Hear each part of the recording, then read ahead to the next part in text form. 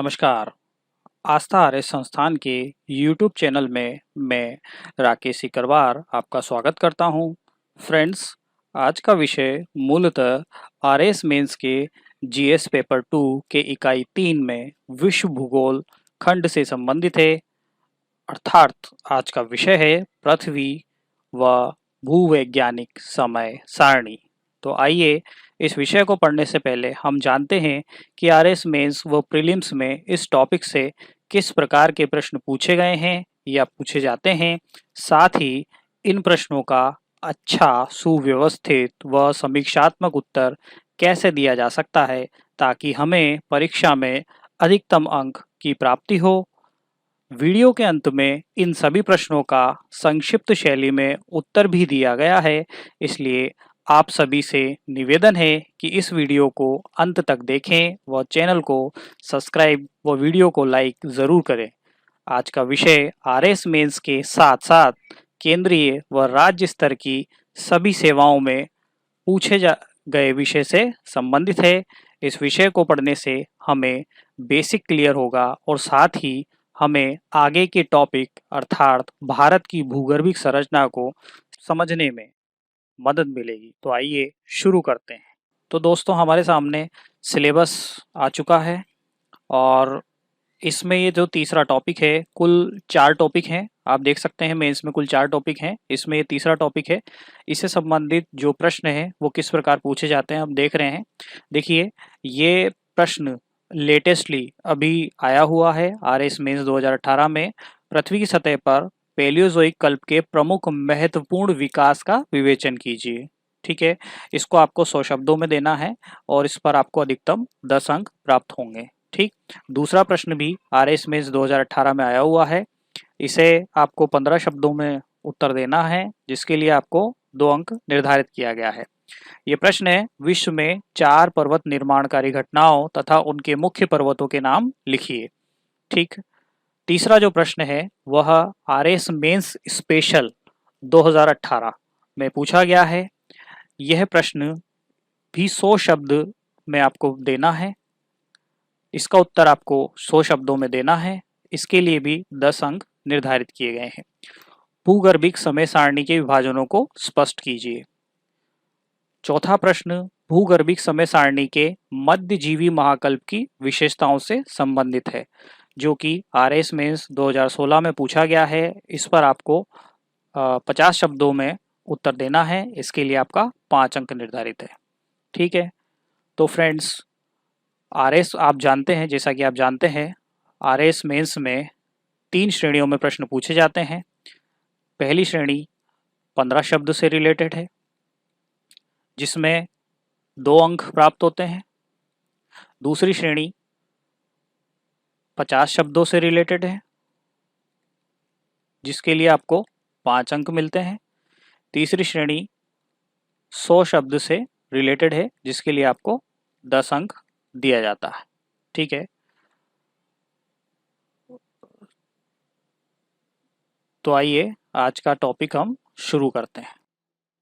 पृथ्वी के भूवैज्ञानिक इतिहास से तात्पर्य पृथ्वी तंत्र में हुए क्रमिक परिवर्तनों से है। यह पृथ्वी की भौतिक, रासायनिक तथा जैविक विशेषताओं में परिवर्तन को चिन्हित करता है। अब देखिए फ्रेंड्स, ये भौतिक, रासायनिक और जैविक विशेषताएं आखिर में क्या चीज होती हैं। ठीक है, देखिए भाई, पृथ्वी की भौतिक विशेषताओं के अंतर्गत भौतिक विशेषताएं भौतिक विशेषताओं के अंतर्गत महाद्वीप, महासागर,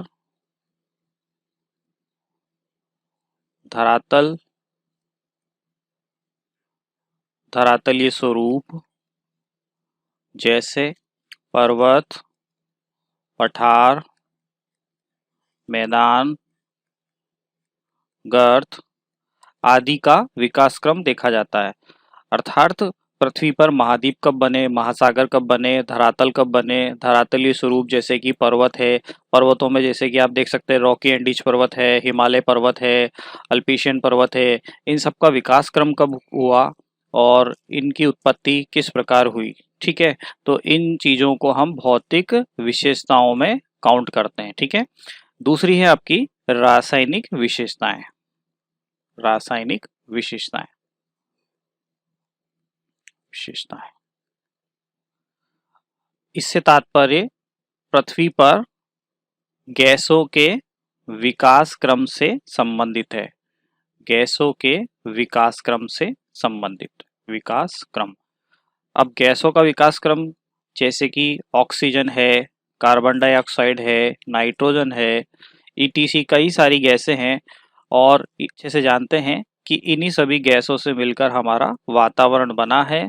तो सीधी सीधी ये जो रासायनिक विशेषताएं हैं ये पृथ्वी के वातावरण को पॉइंट आउट करती है, अर्थात पृथ्वी पर जो वातावरण निर्मित हुआ वह किस प्रकार निर्मित हुआ, किस क्रम में निर्मित हुआ, ऑक्सीजन की उत्पत्ति कब हुई, CO2 गैस कब उत्पन्न हुई है। ठीक है, और ऑक्सीजन गैस की उत्पत्ति से हमें इस बात का पता भी चलता है कि जीवन की उत्पत्ति कब हुई।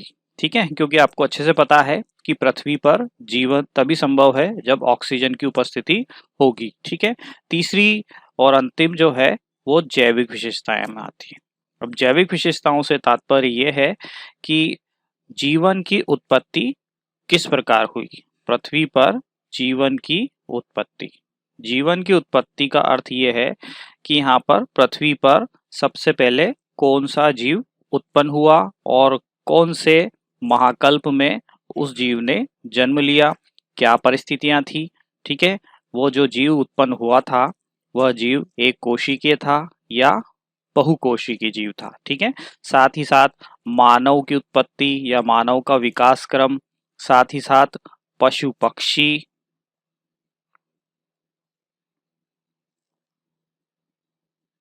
कवक, शैवाल, ईटीसी इन सभी के विकास क्रम से संबंधित है। अब देखिए फ्रेंड्स, ये तीनों ही विशेषताएं, भौतिक विशेषताएं और रासायनिक विशेषताएं और जैविक विशेषताएं, ये तीनों ही परिवर्तित रूप में एक अनुकूल वातावरण प्रदान करती हैं जो कि पृथ्वी पर जीवों को रहने के लिए अनुकूलन प्रदान करता है।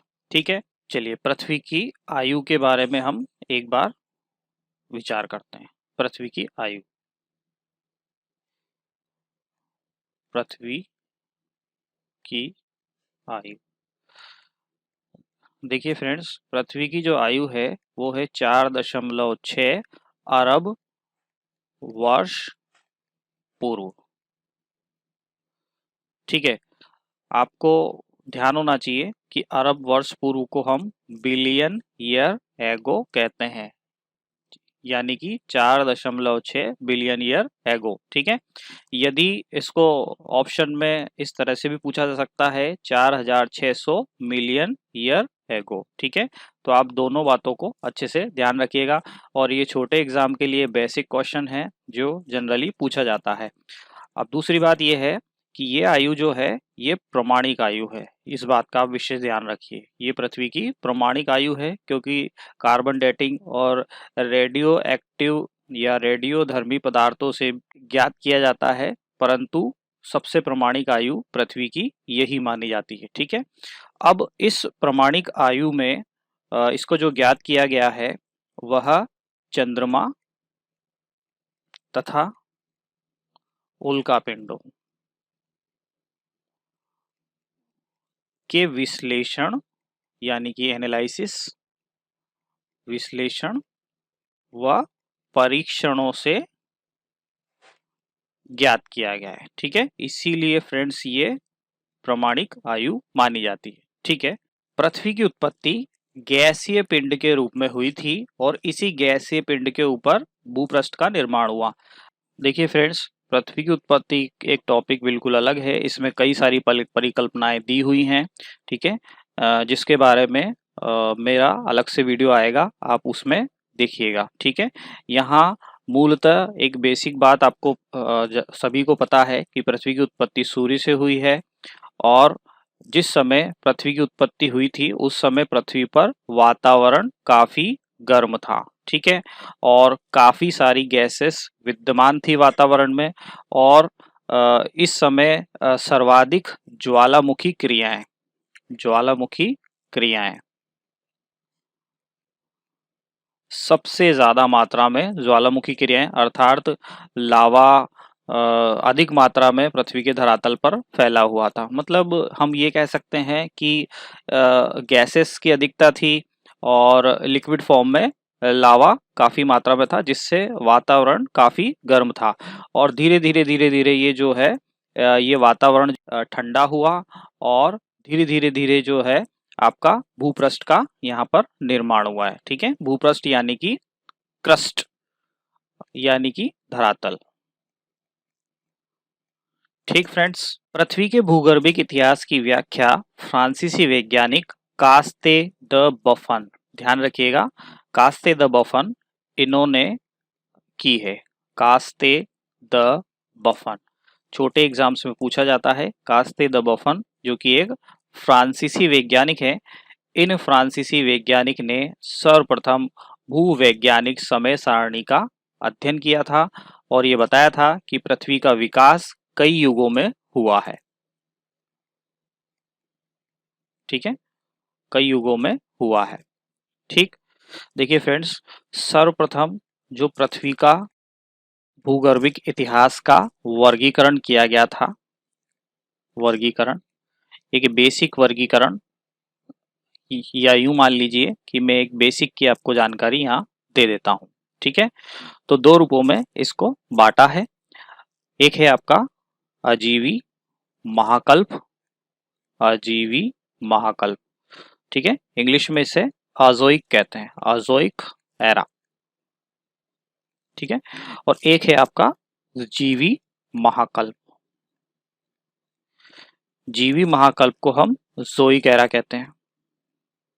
ठीक है, अब फ्रेंड्स देखिए, यहाँ नाम से ही आपको पता चल रहा है अजीवी। अजीवी का अर्थ ये है यहाँ पर जीवन की उत्पत्ति नहीं हुई है, और जीवी महाकल्प का यहाँ है यहाँ पर जीवन की उत्पत्ति हो चुकी है। ठीक है, अजीवी महाकल्प पृथ्वी के भूपटल, भूपटल यानी कि क्रस्ट के निर्माण से संबंधित है, के निर्माण से संबंधित है।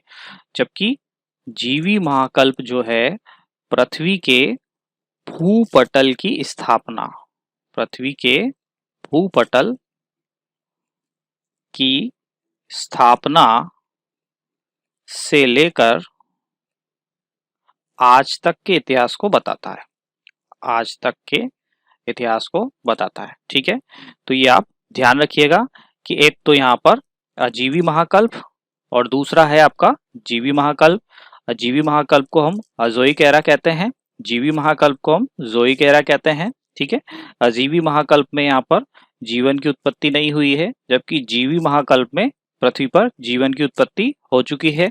अजीवी महाकल्प पृथ्वी पर भूपटल या क्रस्ट के या धरातल के निर्माण का समय माना जाता है जनरली, और जीवी महाकल्प जो है पृथ्वी के भूपटल की स्थापना से लेकर आज तक का समय माना जाता है। ठीक है, आधुनिक वर्गीकरण के अनुसार पृथ्वी के इतिहास को निम्नलिखित कालखंडों में बांटा गया है। सबसे पहले आता है यौन। यौन, इसे आगे विभाजित किया गया है एरा में। एरा को हम महाकल्प कहते हैं। एरा को और आगे विभाजित किया गया है पीरियड्स में। पीरियड्स को हम कल्प या शक कहते हैं। पीरियड्स को और आगे विभाजित किया गया है इपोच में। इपोच को हम युग कहते हैं।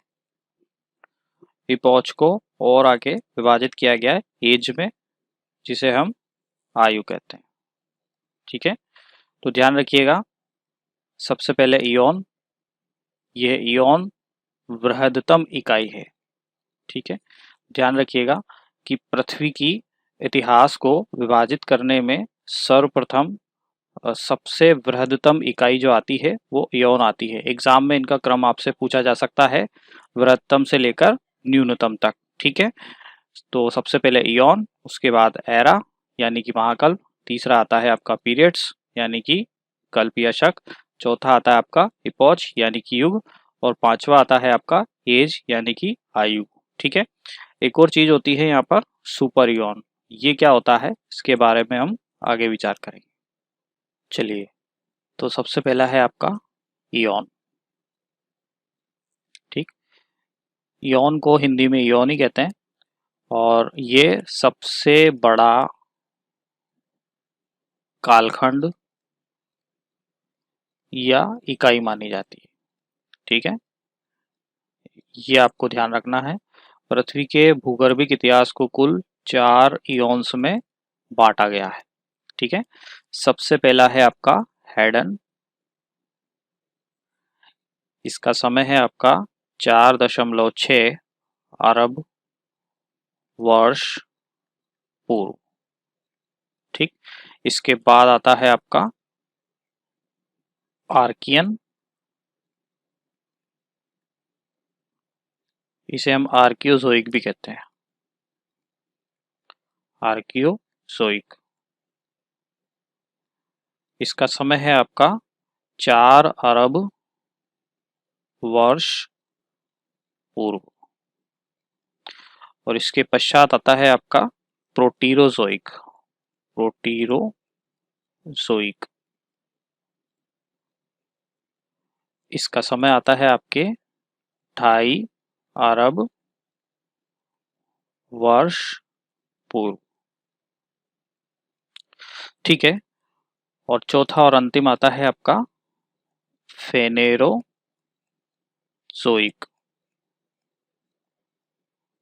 फेनेरोजोइक। ठीक है, इसका समय हम आपको विस्तार से आगे बताएंगे।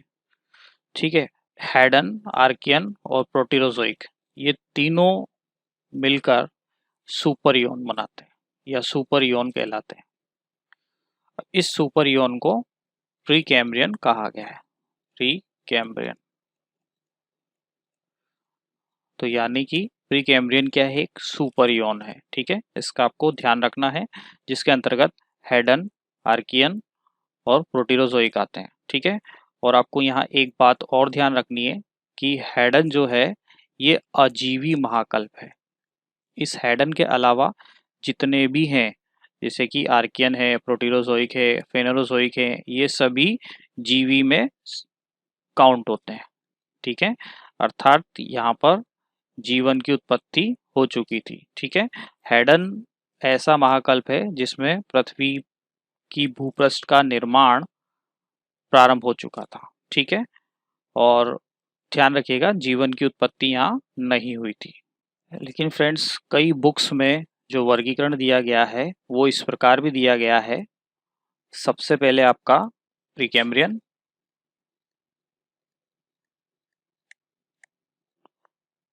उसके पश्चात आपका आर्कियन या आर्कियोजोइक,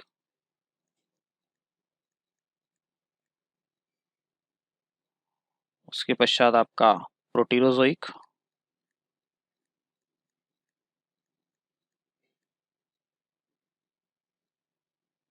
उसके पश्चात आपका पैलियोजोइक,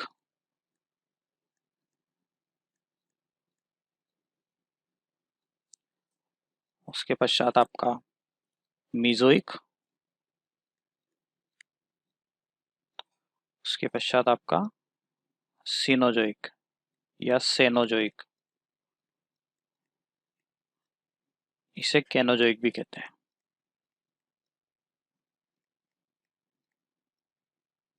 और एक और है आपका नियोजोइक। कई बुक्स आपका इस प्रकार का वर्गीकरण देती हैं। ठीक है, तो आपको यहाँ ध्यान रखना है कि ये पैलियोजोइक से लेकर और नियोजोइक तक, ठीक, ये सभी फेनेरोजोइक के अंतर्गत काउंट होते हैं, फेनेरोजोइक। ठीक है, तो हमारा वही क्रम आ गया।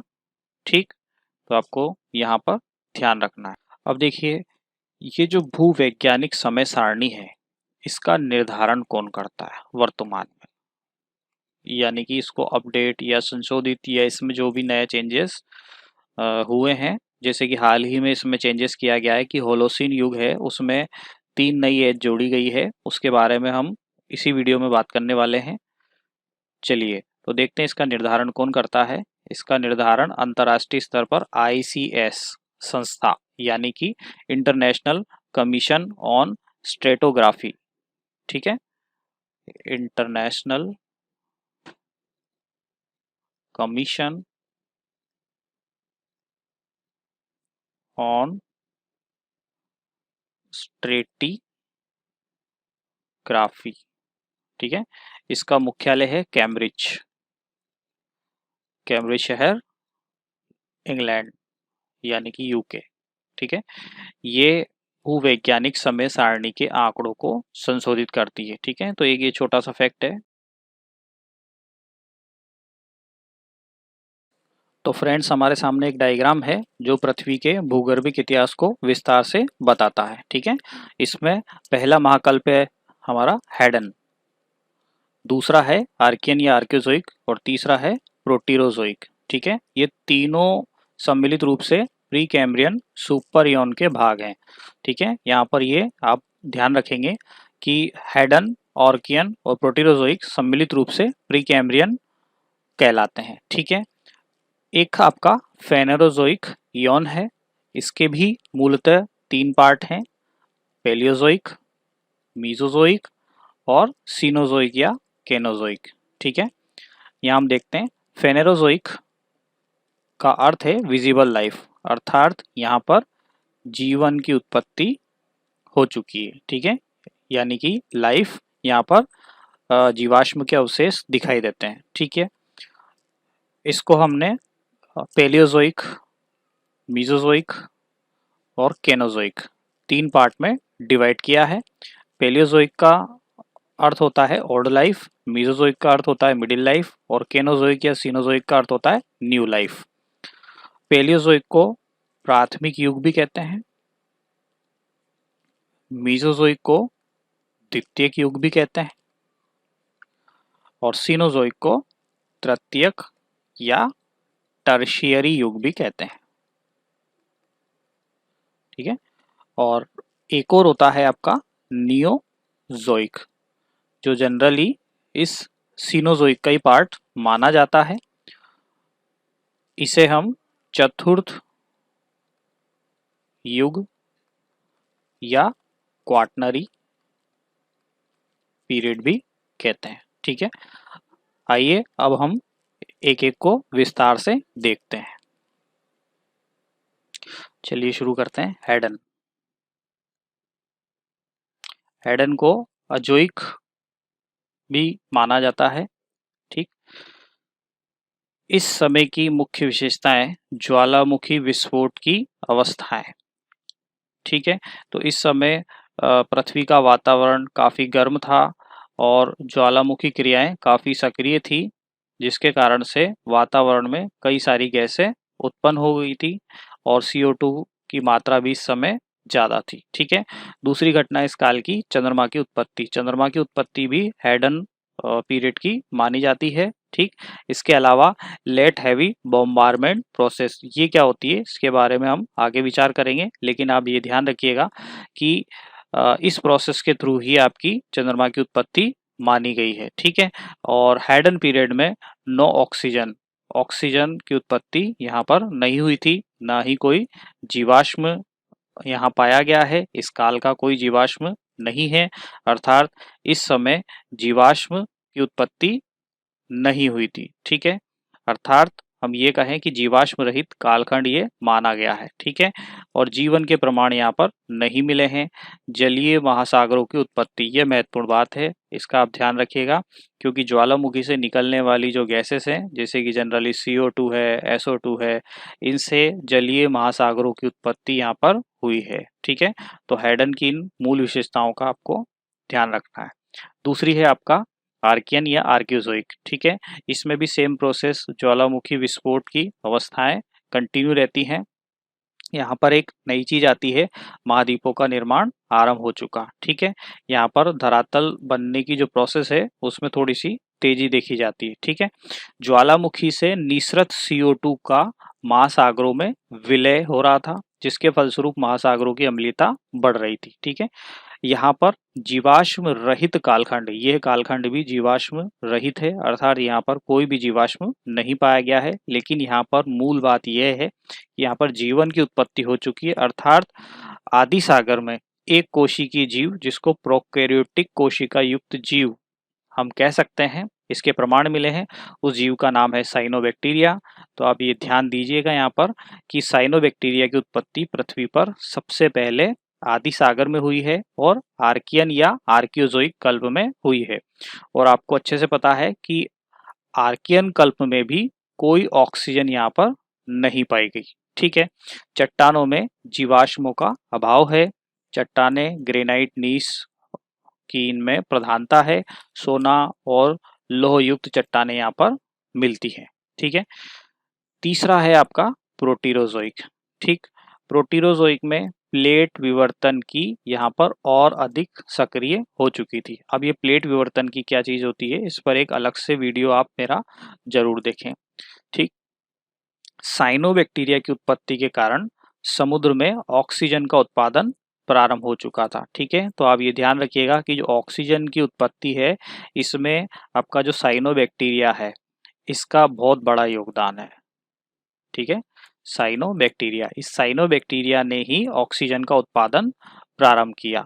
समुद्रों में अपृष्ठवंशी जीव अर्थात नॉन कॉर्डेट्स की उत्पत्ति हुई। इसी के साथ यहाँ पर जीवन के विकास क्रम में एक आगे की कड़ी और जुड़ी, बहुकोशिकीय जीव अर्थात यूकैरियोटिक कोशिकाओं से युक्त जीवों की उत्पत्ति हुई है। ठीक, इसके अलावा प्लेट विवर्तन की सक्रियता के कारण सुपर कॉन्टिनेंट यानी कि रोडेनिया, इसको आपको ध्यान रखना है, सुपर कॉन्टिनेंट रोडेनिया, इसका निर्माण हुआ। हिमयुग के आगमन के यहाँ प्रमाण हमें नजर आते हैं, लेकिन इसका ये प्रमाणिक नहीं माना जाता है जनरली। हिमयुग के बारे में हम आगे देखेंगे, लेकिन ये प्रमाणिक नहीं है यहाँ पर। ठीक, प्री कैम्ब्रियन युगीन सुपर इयोन का अंतिम युग है। ठीक है, जिसकी अवधि है 2.5 अरब वर्ष पूर्व। ठीक है, तो ध्यान रखिएगा, हैडन, आर्कियन और प्रोटीरोजोइक तीनों मिलाकर सुपर इयोन कहलाते हैं। इनकी पर्टिकुलर विशेषताएं हैं। अब मूलतः एग्जाम में अभी तक इस सुपर इयोन के इन भागों से प्रश्न तो नहीं आया है। ज्यादातर जो प्रश्न है वो फेनेरोजोइक से पूछे जाते हैं, तो हम उसी पर अच्छे से फोकस करेंगे। चलिए एक बार प्री कैम्ब्रियन युग के लिए हम यहाँ पर देख लेते हैं, क्योंकि इसका जो है आरएस में 2 अंक का प्रश्न आ सकता है। ठीक है, जो कि 15 शब्दों में आपसे पूछा जा सकता है। ठीक है, प्री कैम्ब्रियन युग हैडन, आर्कियन और प्रोटीरोजोइक का सम्मिलित कालखंड है। इस युग में महासागरीय घास की उत्पत्ति हो चुकी थी और उस घास का नाम जनरली सौरगेसम माना जाता है, सौरगेसम घास। ठीक है, गर्म सागरों में अपृष्ठवंशी जीवों की उत्पत्ति हो चुकी थी। संपूर्ण प्री कैम्ब्रियन महाकल्प में आग्नेय चट्टानें ही पाई जाती है। तो ये आपको यहाँ ध्यान रखना है कि प्री कैम्ब्रियन युगीन जो चट्टानें हैं वो इग्नियस रॉक्स यानी कि आग्नेय चट्टानें या प्राथमिक चट्टानें भी इन्हें हम कहते हैं। ठीक है, सिर्फ यही मिलती है, इसीलिए हम इनको प्राथमिक चट्टानें इसीलिए कहते हैं क्योंकि इनकी उत्पत्ति पृथ्वी के निर्माण के समय हुई थी और इस समय वातावरण काफी गर्म था। और आपको अच्छे से जानकारी होगी कि अरावली जो पर्वत है, इस पर्वत की उत्पत्ति भी प्री कैम्ब्रियन युग की मानी जाती है, प्री कैम्ब्रियन युग की मानी जाती है।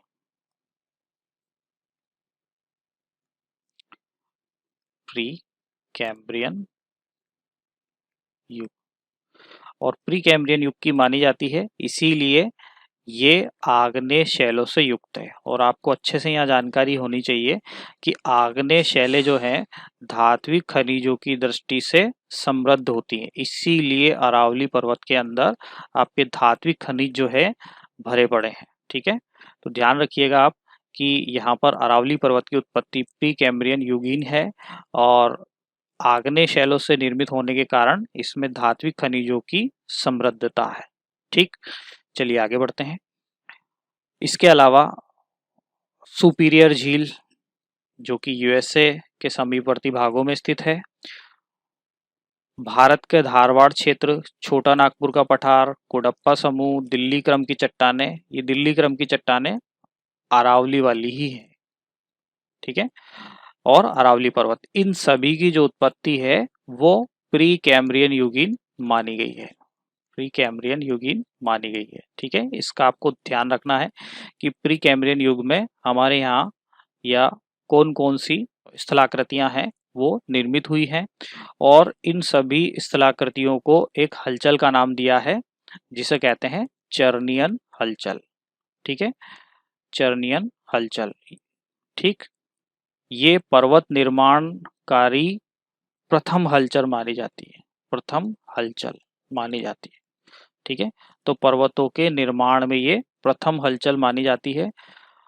आरएस के 2018 के मेंस के पेपर में प्रश्न पूछा गया था कि विश्व की 4 पर्वत निर्माणकारी घटनाओं और उनसे संबंधित मुख्य पर्वतों के नाम लिखिए, तो उसमें ये पहली चर्नियन हलचल है, ठीक है। इसका हम आगे विस्तार से बात करेंगे बाकी की हलचलों का, ठीक है। उक्त सभी भागों का विकास इस महाकल्प में हुआ है। इस पर्वत निर्माणकारी प्रक्रिया को चर्नियन हलचल कहा गया है, जो कि पृथ्वी की सबसे पहली पर्वत निर्माणकारी घटना है, ठीक है। ये आपको ध्यान रखना है। प्रोटीरोजोइक और फेनेरोजोइक की सीमा का निर्धारण जानवरों के पहले जीवाश्म जैसे त्रिलोबाइट्स दिखाई देने पर निर्धारित की गई, ठीक है। तो ध्यान रखिएगा, यहाँ पर एक फैक्चुअल क्वेश्चन आपका जानवरों का पहला जीवाश्म फेनेरोजोइक में ही प्राप्त हुआ था और उसका नाम है त्रिलोबाइट्स, ठीक है। छोटे एग्जाम्स के लिए आपको ध्यान रखना है जानवरों का पहला जीवाश्म कौन से युग में, कौन से महाकल्प में, फेनेरोजोइक में प्राप्त हुआ था, ठीक है। आगे देखिए, प्रारंभिक फेनेरोजोइक युग में भूमि पर पौधों की उत्पत्ति हुई। पेंजिया के निर्माण से लेकर उसके लोरेंशिया अर्थात अंगारा लैंड तथा गोंडवाना लैंड के विभाजन तक की घटनाएं इसी महाकल्प की हैं, ठीक है। देखिए, महाद्वीपों का विस्थापन एक टॉपिक है अलग से, उसमें आपको पेंजिया, पेंथलासा, लॉरेंशिया यानी कि अंगारा लैंड और गोंडवाना लैंड के विभाजन की जानकारी दी जाएगी, ठीक है। उस पर एक अलग से वीडियो बनाया जाएगा जिसको आप देखेंगे। जीवन का विस्तार भूमि पर पौधों, कीड़ों, जानवरों, कवक के रूप में होता है, ठीक है। तो इस फेनेरोजोइक युग की मूल विशेषता क्या है, महाकल्प की मूल विशेषता क्या है कि यहाँ पर एक तो जीवन जो है वो स्थल पर आया, ठीक है। अब जीव की जो उत्पत्ति है वो स्थल पर हुई, पेड़ पौधे आए, कवक शैवाल, जंगल आदि की उत्पत्ति हुई। पक्षी, डायनासोर के वंशज, स्तनधारियों का उदय भी इसी महाकल्प में हुआ। फेनेरोजोइक इयॉन को 3 महाकल्पों में विभाजित किया गया है। चलिए तो देखते हैं हम वो 3 महाकल्प कौन कौन से हैं। सबसे पहला है पेलियोजोइक, जिसका अर्थ होता है ओल्ड लाइफ, ठीक है। दूसरा है आपका मियोजोइक, इसका अर्थ होता है मिडिल लाइफ, और तीसरा है सेनोजोइक या केनोजोइक, इसका अर्थ होता है न्यू लाइफ, ठीक है। इसका जो समय है 541 मिलियन ईयर एगो से 252 मिलियन ईयर एगो पेलियोजोइक का समय है, ठीक। सेकंड है आपका 252 से 66 मिलियन ईयर एगो, ये मीजोइक का समय है। और तीसरा है आपका सेनोजोइक, जिसका समय है 66 मिलियन ईयर एगो से आज तक का समय, ठीक है। अब आपको यहाँ पर ये नाम से ही पता चल रहा है पैलियो, ठीक है। तो पृथ्वी के भूगर्भिक इतिहास में आप देखेंगे कि जहां पैलियो शब्द का प्रयोग हो जाता है इसको आपको फर्स्ट मान लेना है, मतलब सबसे पहले का जो काल है वो पैलियो से स्टार्ट होगा। जैसे कि आप देखेंगे कि आगे जब हम इनका डिवाइडेशन करेंगे सेनोजोइक का, तो वहां पर एक पैलियोसीन कल्प भी आएगा, ठीक। तो पैलियो शब्द की जो स्टार्टिंग है वो जनरली ओल्ड लाइफ से मानी जाती है, तो इसको आपको प्राथमिक ही लेना है, ठीक है। अब देखिए पैलियोजोइक में आर्थ्रोपोडा, एम्फीबियन, मछली, भूमि पर सबसे पहले जीवन का युग माना जाता है। ठीक है। मीजोइक जो है यहाँ पर रेप्टाइल्स यानी कि सरीसृप, एवीस पक्षी, मैमल्स, स्तनधारी और डायनासोर इनकी उत्पत्ति हुई है। जबकि सेनोजोइक या केनोजोइक जो कि आज का युग माना जाता है, इसमें स्तनधारियों की उत्पत्ति हुई है।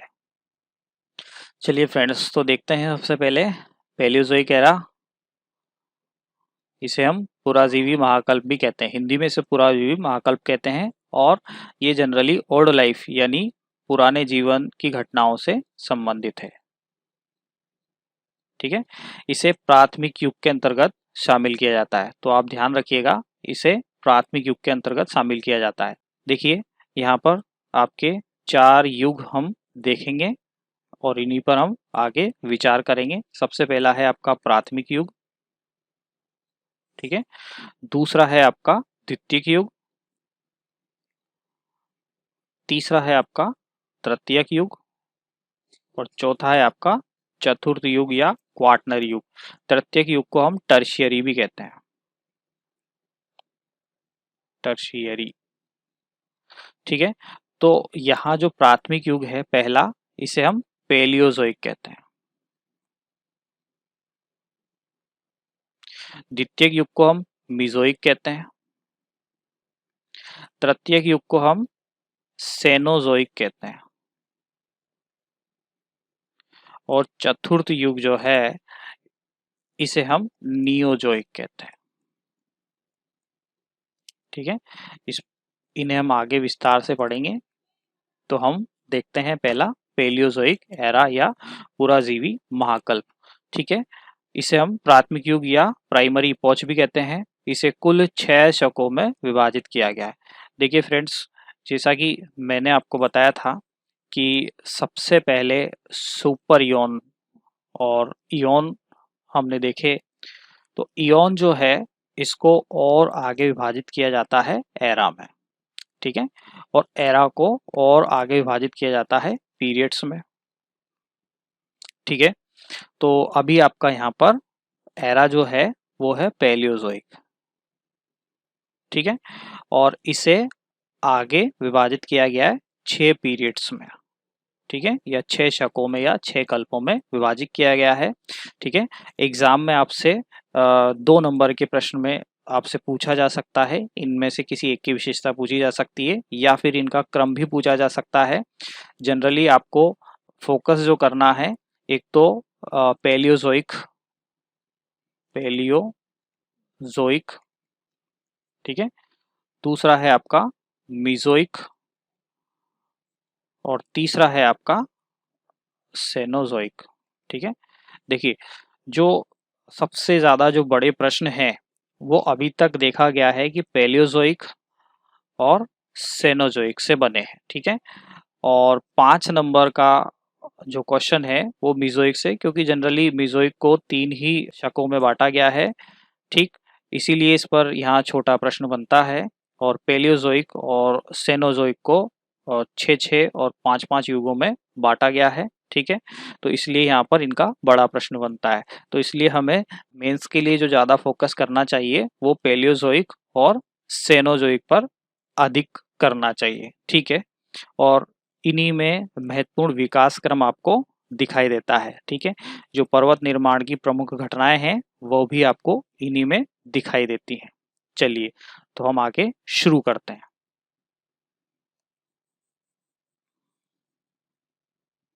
सबसे पहले हम देखते हैं पहला शक, कैम्ब्रियन शक। दूसरा है आपका ऑर्डोविशियन। तीसरा है आपका सिल्यूरियन। चौथा है आपका डिवोनियन। पांचवा है कार्बोनिफेरस और छठा है आपका परमियन। ये ओल्डेस्ट से लेकर यंगेस्ट तक हैं। आपसे एग्जाम में इनका क्रम पूछा जा सकता है। कैम्ब्रियन, देखिए फ्रेंड्स, यहाँ पर इनकी जो अवधियां हैं, मैं मानता हूँ वो याद करना थोड़ा सा कठिन कार्य है, परंतु आप ध्यान दें कि इनकी जो अवधियां हैं उनसे प्रश्न जनरली नहीं पूछा जाता है।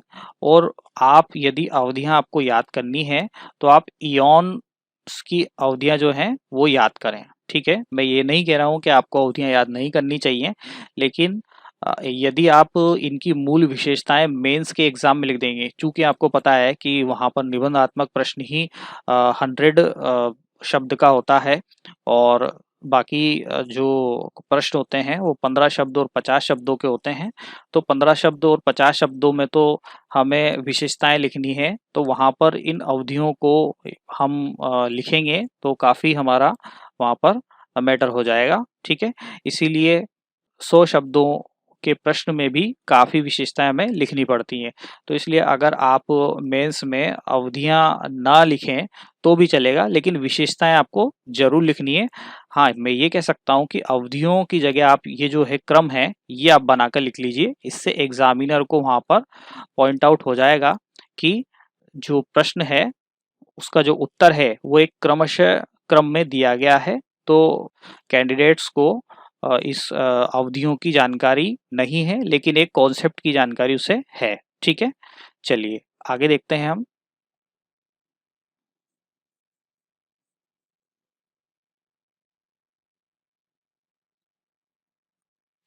चलिए, तो पहला है आपका कैम्ब्रियन शक। देखिए, कैम्ब्रियन पीरियड की मूल विशेषता है वनस्पति और जीवों की उत्पत्ति। तो इस युग में सबसे पहले वनस्पति और जीवों की उत्पत्ति हुई है। दूसरी विशेषता है इसकी अवसादी शैलों का निर्माण। ठीक है, अवसादी शैलें चूंकि परतदार शैलें होती हैं, आपको अच्छे से पता है, और द्वितीयक चट्टानें होती हैं। तीसरी घटना यहाँ हुई है पहला जीवाश्म पेरीपेट्स अर्थात ऑर्थोपोडा और एनेलिडा की श्रेणी से प्राप्त हुआ है। तो आप ये ध्यान रखिएगा यहाँ पर कि जो पहला जीवाश्म आया है वो इस समूह से आया है, इस संघ से रिलेटेड है। चौथी घटना यहाँ पर है विंध्याचल पर्वतमाला का निर्माण प्रारंभ हो चुका है। ठीक है, और पांचवी घटना है यहाँ पर समुद्रों में घासों की उत्पत्ति अर्थात सौरगेसम घास। ठीक है, तो यहाँ पर ये मूल बात है जो आपको लिखनी चाहिए, सौरगेसम घास, विंध्याचल पर्वत की उत्पत्ति। ठीक है, तो ये दो मूल बातें हैं जिस पर आपको अच्छे अंक मिलेंगे। ठीक है, तो आप ध्यान रखिएगा कि कैम्ब्रियन युग में वनस्पति व जीवों की उत्पत्ति हुई है, अवसादी शैलों का निर्माण हुआ है, पहला जीवाश्म जो कि पेरीपेट्स श्रेणी से है वो यहाँ पर पाया गया है, और विंध्याचल पर्वत की उत्पत्ति हुई है, समुद्र में सौरगेसम घास की उत्पत्ति कैम्ब्रियन युगीन घटना है। ठीक है, दूसरा आपका आता है ऑर्डोविशियन शक। ऑर्डोविशियन शक में निम्न कोटि की मछलियां जो कि प्रोटीथीरिया से संबंधित होती है, इनसे कॉर्डेट्स का निर्माण या उनका विकास क्रम प्रारंभ हुआ है।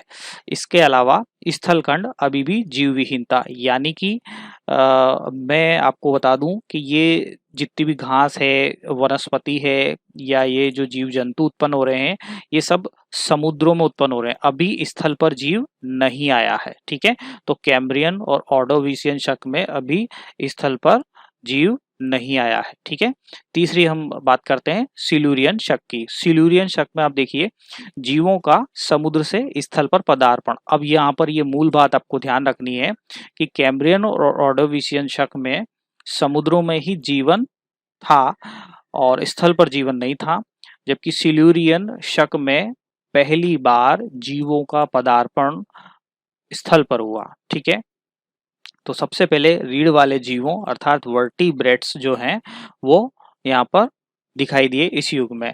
और सबसे इम्पोर्टेंट बात, द्वितीयक पर्वत निर्माणकारी हलचल। ठीक है, जिसे हम कैलिडोनियन पर्वत हलचल भी कहते हैं।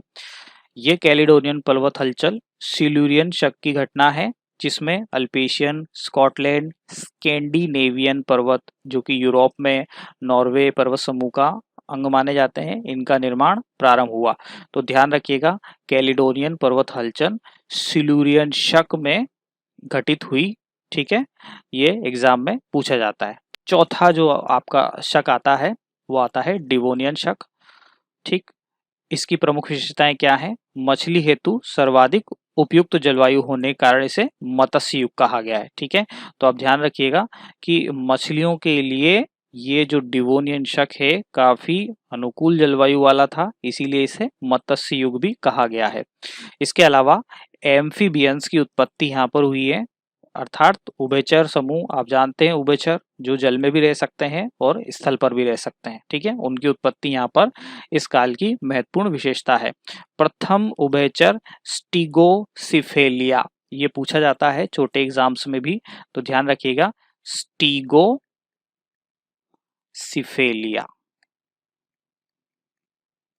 स्टीगोसिफेलिया, ठीक है।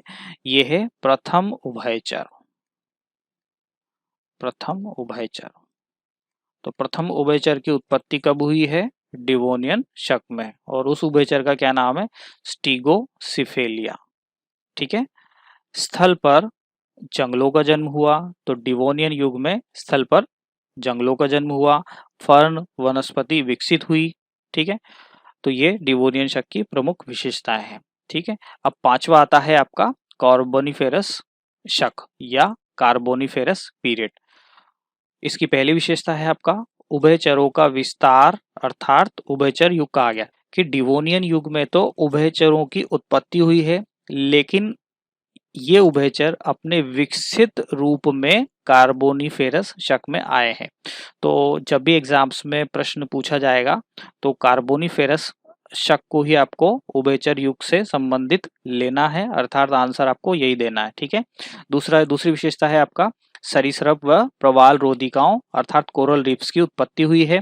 तीसरी विशेषता है आपका बड़े वृक्षों का काल, ये कहा गया है चूंकि यहाँ पर बड़े बड़े वृक्ष जंगलों का जन्म हो चुका था, तो बड़े बड़े वृक्ष जो हैं वो आ चुके थे इस युग में।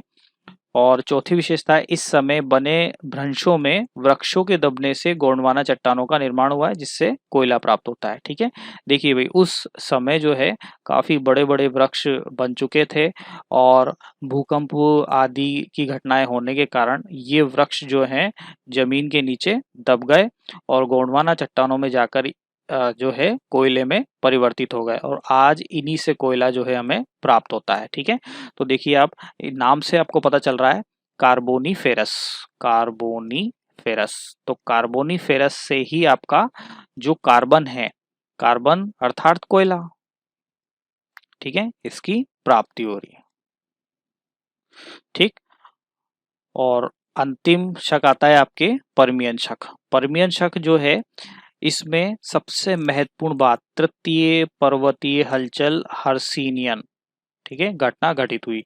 हर्सिनियन पर्वत जो है हॉर्ज पर्वत से आया है, ठीक है। तो आप ध्यान रखिएगा कि तृतीय पर्वतीय हलचल हर्सिनियन पर्मिनियन शक में हुई, ठीक, जिसके तहत ब्लैक फॉरेस्ट और वॉसजेस ये दोनों पर्वत यूरोप में स्थित है, जर्मनी और फ्रांस में, ठीक है। दोनों भ्रंशोद पर्वत हैं। भ्रंशोद पर्वत क्या होते हैं इस पर हम आगे पर्वतों वाले चैप्टर में विचार करेंगे, ठीक। इसके अलावा स्पेनिश मेसेटा, अल्टाई, अल्पेशियन, थियानशान आदि का निर्माण हुआ, ठीक है। तो इनका निर्माण प्रारंभ हो गया,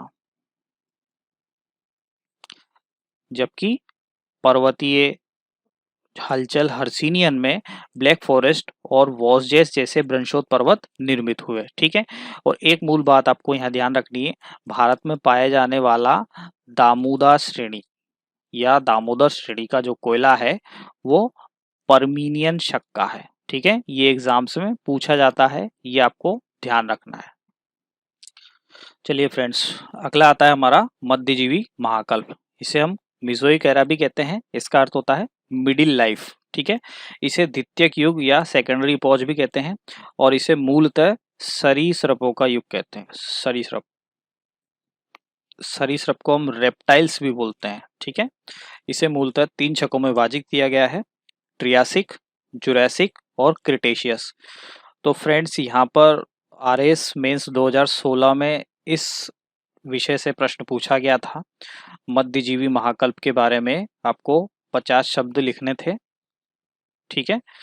तो यहाँ पर आप देखिए कि सबसे पहले ट्रियासिक शक जो कि ओल्डेस्ट से लेकर आपके क्रिटेशियस जो कि यंगेस्ट तक आता है, ठीक है।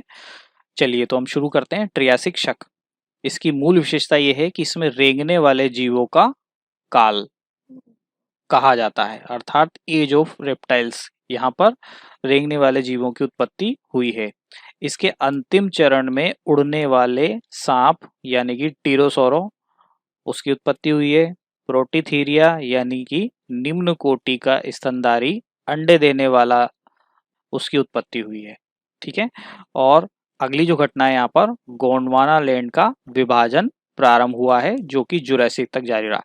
देखिए, गोंडवाना लैंड का जो विभाजन हुआ है वो ट्रियासिक और जुरासिक दोनों काल की घटना है। ठीक है, तो गोंडवाना लैंड से ही आपके ऑस्ट्रेलिया, साउथ इंडिया, अफ्रीका और साउथ अमेरिका आदि स्थलखंड निर्मित हुए हैं। तो आपको यहाँ ध्यान रखना है, मूल घटना है कि गोंडवाना लैंड का विभाजन ट्रियासिक से लेकर जुरासिक तक हुआ है। ठीक है, जुरासिक युग। अब देखिए, जुरासिक जो है, आपने एक मूवी देखी होगी हॉलीवुड की जुरासिक, जो कि डायनासोर से संबंधित है। राइट, ये वही टाइम पीरियड है। इसमें पृथ्वी पर सरीसृप जाति के अर्थात रेप्टाइल श्रेणी के डायनासोर की उत्पत्ति हुई है। ठीक है, अब देखिए, ये ही मूल बात है इसकी। आपको ध्यान रखना है कि स्थल पर डायनासोर जीव की उत्पत्ति हुई है।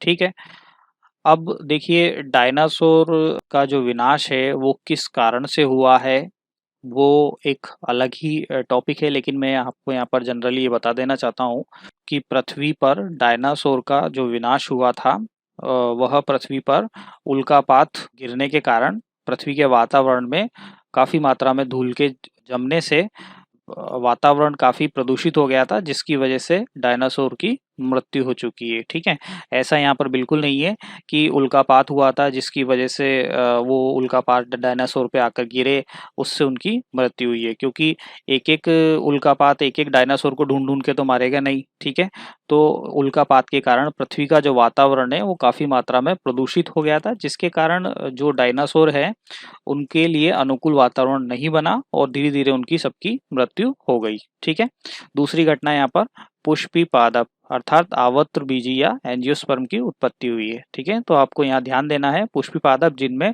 ऐसे ऐसे पादप जिनमें फूल आने लगे उनको हम पुष्पी पादप कहते हैं, वो भी जुरासिक युग की ही घटना है।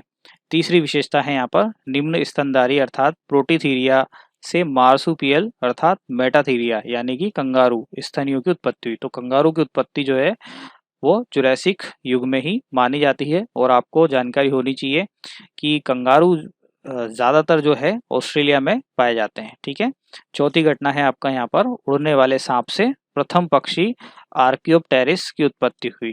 ठीक है, तो यहाँ पर ये ध्यान देना है आपको, प्रथम पक्षी कौन सा था? Archaeopteryx, Archaeopteryx. तो ध्यान रखिएगा कि प्रथम पक्षी आपका आर्कियोप्टेरिक्स था। ठीक है, अगला है क्रिटेशियस शक, मध्यजीवी महाकल्प का अंतिम शक है। इस शक की महत्वपूर्ण घटना है पर्वत निर्माण प्रक्रिया इसमें काफी सक्रिय रही थी, जिसकी वजह से रॉकी, एंडीज, यूरोप के कई पर्वत, पनामा कटक आदि का निर्माण आरंभ हो चुका था। ठीक है, यानी कि अवसादी पर्वतों का निर्माण आरंभ हो चुका। तीसरी और महत्वपूर्ण घटना जो कि इस क्रिटेशियस काल की मूल बात कही जाती है, और इसको ध्यान रखना बहुत ज़रूरी है, इससे एग्जाम्स में प्रश्न आते हैं। भारत के दक्षिणी पठार पर ज्वालामुखी क्रिया द्वारा लावा का जमाव, जो कि आपने नाम सुना होगा दक्कन का पठार। ठीक है, जो दक्कन का पठार है ये एक लावा पठार है, लावा पठार। ठीक है, और ये जो दक्कन का पठार है इसी का एक छोटा सा पार्ट है आपका मालवा का पठार, और इसी मालवा के पठार का एक छोटा सा पार्ट है आपका हाड़ौती का पठार, जिसे हम दक्षिणी पूर्वी पठार भी कहते हैं। ठीक है, और ये ज्वालामुखी द्वारा निसृत लावा से ही बना है, और वो जो लावा था वो लावा था आपका बेसाल्टिक लावा। ठीक है, और आपको ये जानकारी होनी चाहिए कि ये लावा पृथ्वी में अत्यधिक गहराई से आया था, और पृथ्वी में अत्यधिक गहराई से आने के कारण जो है इसमें सिलिका की मात्रा काफी कम थी, और सिलिका की मात्रा कम होने के कारण जो है लावा जो होता है वो आपका होता है पतला, और पतला लावा होता है जिसकी वजह से क्या है वो अधिक दूरी तक फैलता है, इसीलिए पठार का निर्माण होता है। इसीलिए आप देख सकते हैं कि जो दक्कन का पठार है वो काफी दूर तक फैला हुआ है। ठीक है, तो ये एक अलग टॉपिक है जिस पर हम अलग से विचार करेंगे। ठीक है, तो आप यहाँ पर ये ध्यान रखिएगा कि भारत के दक्षिणी पठार पर ज्वालामुखी क्रिया द्वारा लावा पठार का जो निर्माण है, अर्थात ज्वालामुखी का दरारी उद्भेदन जो हुआ था वो क्रिटेशियस शक की घटना है। तो ध्यान रखिएगा, ज्वालामुखी का दरारी उद्भेदन क्रिटेशियस शक की घटना है। इस पर आरएस मेंस में प्रश्न पूछा गया है, जिसको हम ज्वालामुखी वाले टॉपिक में कवर करेंगे। ठीक है, चलिए चौथी विशेषता है उत्तरी पश्चिमी कनाडा, अलास्का, मेक्सिको, ब्रिटेन का डोवर क्षेत्र खरिया मिट्टी का जमाव का क्षेत्र माना जाता। चलिए देखते हैं सीनोजोइक या कैनोजोइक महाकल्प। ठीक है, इसका अर्थ है न्यू लाइफ या नया युग। इसे तृतीयक युग भी कहा गया है, अर्थात ये टर्शियरी काल का माना जाता है। और आपको अच्छे से पता है कि जो हिमालय है, हिमालय पर्वत है जो कि एक अवसादी पर्वत है, इसकी उत्पत्ति टर्शियरी काल की ही मानी जाती है। टर्शियरी काल की ही मानी जाती है। ठीक है, इस समय की महत्वपूर्ण घटना है स्तनियों, कीटों, आवृत्त बीजी पादपों का युग, ये माना जाता है। ठीक है, इसके अलावा जो है यहाँ पर एक चौथी पर्वतीय हलचल जिसे हम अल्पाइन हलचल कहते हैं, वो महत्वपूर्ण घटना है। ठीक है, तो अल्पाइन पर्वतीकरण जिसके तहत विश्व के नवीन मोड़दार पर्वतों का निर्माण हुआ है, जैसे अल्पस है, हिमालय है, रॉकी है, एंडीज है। ये सभी पर्वत एक ही श्रेणी के माने जाते हैं और नवीन मोड़दार वलित पर्वत माने जाते हैं। मोड़दार का मतलब है इस तरह से, इसको हम वलन बोलते हैं। ठीक है, या वलित पर्वत, फोल्डेड फोल्डेड माउंटेन। ठीक है, चलिए आगे देखते हैं। सीनोजोइक महाकल्प को कुल 6 शकों में विभाजित किया गया है। एक तो है पेलियोसिन, इयोसिन, ओलिगोसिन, मियोसिन और प्लायोसिन। देखिए सीनोजोइक जो है इसमें सभी शब्दों के पीछे सीन शब्द लिखा हुआ है। ठीक है, ये ध्यान रखिएगा। और ये आपको मूल रूप से ध्यान रखना है कि जिस शब्द के पीछे यहाँ पर सीन लग गया वो सीनोजोइक से रिलेटेड है। तो ध्यान रखिएगा, सीनोजोइक का सीन और बाकी शेष का सीन। ठीक है, याद रखने के लिए। ठीक, तो देखिए मैंने आपको बताया था कि पैलियो सीन जो है आपका यहाँ पर नाम प्रयोग किया गया है। और इससे पहले जो हमने पैलियोजोइक में बात करी थी तो पैलियो शब्द का प्रयोग किया गया था। ठीक है, तो मैंने आपको बताया कि पैलियो शब्द हमेशा स्टार्टिंग के लिए होता है। ठीक है, चलिए आगे देखते हैं हम। पैलियोसीन, पैलियोसीन युग में डायनासोर की समाप्ति हो चुकी थी। ठीक है, दूसरी घटना है पुष्पी पादप व पुरातन स्तनियों का विस्तार हो चुका था। और तीसरी और मूल घटना है जो इम्पोर्टेंट है वो है अल्पाइन पर्वतीकरण की घटना। ठीक है, हाँ एक बात और मैं आपको यहाँ बता देना चाहता हूँ कि एग्जाम में आपसे इनका क्रम भी पूछा जा सकता है। ठीक है, 2 नंबर के प्रश्न में। तो पैलियोसिन, उसके बाद इयोसिन, ओलिगोसिन, उसके बाद मियोसिन, उसके पश्चात प्लियोसिन। ठीक है, तो ये ओल्डेस्ट टू यंगेस्ट आपको ध्यान रखना है। ठीक है, चलिए आगे बढ़ते हैं। इयोसिन शक, तो इसकी प्रथम जो घटना है वो है पिछले युग में निर्मित पर्वतों की ऊंचाई में वृद्धि हुई थी। ठीक है, अर्थात जो ये अल्पाइन पर्वतीकरण हुआ है तो इस युग में जो पर्वत निर्मित हुए थे इनकी ऊंचाई इस युग में बढ़ी थी। ठीक है, जैसे कि हिमालय की ऊंचाई बढ़ना, रॉकी पर्वत की ऊंचाई बढ़ना, ओल्पस पर्वत की ऊंचाई बढ़ना, ये सभी जो है इन पर्वतों की ऊंचाई इस युग में बड़ी थी। ठीक है, और मैं आपको एक बात और यहाँ बता देना चाहता हूँ कि अल्पाइन पर्वतीकरण जो है, ये अल्पाइन शब्द जो नाम आया है ये आल्पस से आया है। आल्पस पर्वत जो कि यूरोप में स्थित है। ठीक है, मूलतः स्विट्जरलैंड और समीपस्थ अन्य देशों में स्थित है आल्पस। इस आल्पस पर्वत से ये अल्पाइन शब्द आया है। ठीक है, चलिए आगे देखते हैं। दूसरी घटना है वृहद हिमालय या ग्रेट हिमालय का निर्माण प्रारंभ। तो फ्रेंड्स मैं आपको बता देना चाहता हूँ कि हिमालय जो पर्वत है, हम भारत के भूगोल में इसे पढ़ने वाले हैं। हिमालय पर्वत की मुख्यतः 4 श्रेणियां हैं। ठीक है, 4 श्रेणियां हैं। सबसे पहली श्रेणी है जो कि उत्तर से दक्षिण तक क्रमशः फैली हुई है। इनका क्रम भी एग्जाम में पूछा जाता है। ठीक है, सबसे पहला है ट्रांस हिमालय, उसके पश्चात है वृहद हिमालय या ग्रेट हिमालय। उसके पश्चात है लघु हिमालय या मध्य हिमालय। और उसके पश्चात है शिवालिक हिमालय। ठीक है, तो ये चारों हिमालय की श्रेणी मानी जाती है। और मूलतः हिमालय पर्वत जो माना जाता है फ्रेंड्स, तो ये हिमालय पर्वत इन 3 श्रेणियों का समूह माना जाता है। ट्रांस हिमालय एक अलग ही पार्ट है, ठीक है, इसको हम विस्तार से भारत का भूगोल श्रृंखला में पढ़ेंगे। लेकिन आप ध्यान रखिएगा कि हिमालय पर्वत मूलतः वृहद हिमालय, लघु हिमालय और शिवालिक हिमालय माना जाता है। और इसके बाद आ जाता है आपके उत्तर भारत का विशाल मैदान। ठीक है, तो यहाँ पर इयोसिन काल में वृहद हिमालय का निर्माण प्रारंभ हो चुका था। ठीक है, तीसरी घटना है हिंद महासागर व अटलांटिक महासागर का विस्तार यहाँ पर प्रारंभ हो चुका है। ठीक है, और चौथी घटना है हाथी, घोड़ा, गेंडा, सुअर के पूर्वजों का उदय। तो यहाँ पर विशेष तौर पर आपको ध्यान रखना है घोड़ा, घोड़े की उत्पत्ति। ठीक है, एग्जाम में पूछा जाता है ये घोड़ा, हाथी, गेंडा, सुअर, ये सभी जानवरों का जो उदय है ये इयोसिन शक की महत्वपूर्ण घटना है। ठीक है, तीसरा शक है आपका ओलिगोसिन शक। इसकी पहली घटना है वृहद हिमालय निर्माण पूर्णता की ओर। अब देखिए, जिस वृहद हिमालय का निर्माण इयोसिन शक में प्रारंभ हुआ था, वह अपने अंतिम चरण में था ओलिगोसिन शक में। ठीक है, इसके अलावा ऑल्पस पर्वत का निर्माण भी ओलिगोसिन काल की प्रमुख घटना है। इसके पश्चात आप देखेंगे बिल्ली, कुत्ते, भालू, इनके पूर्वजों का जन्म हुआ। पुच्छविहीन बंदर यानी कि कपी मानव या मानव का पूर्वज की उत्पत्ति ओलिगोसिन काल में हुई है। ये मूल बात है, इंपॉर्टेंट, आपको याद रखनी है। इसी कारण से इसको हम कपी युग भी कहते हैं। ठीक है, कि यहाँ पर पुच्छ विहीन बंदर जो कि मानव का पूर्वज माना जाता है, उसकी उत्पत्ति ओलिगोसिन शक में हुई है। ये मूल बात है, ये आपको ध्यान रखनी है। चौथा है आपका मियोसिन शक।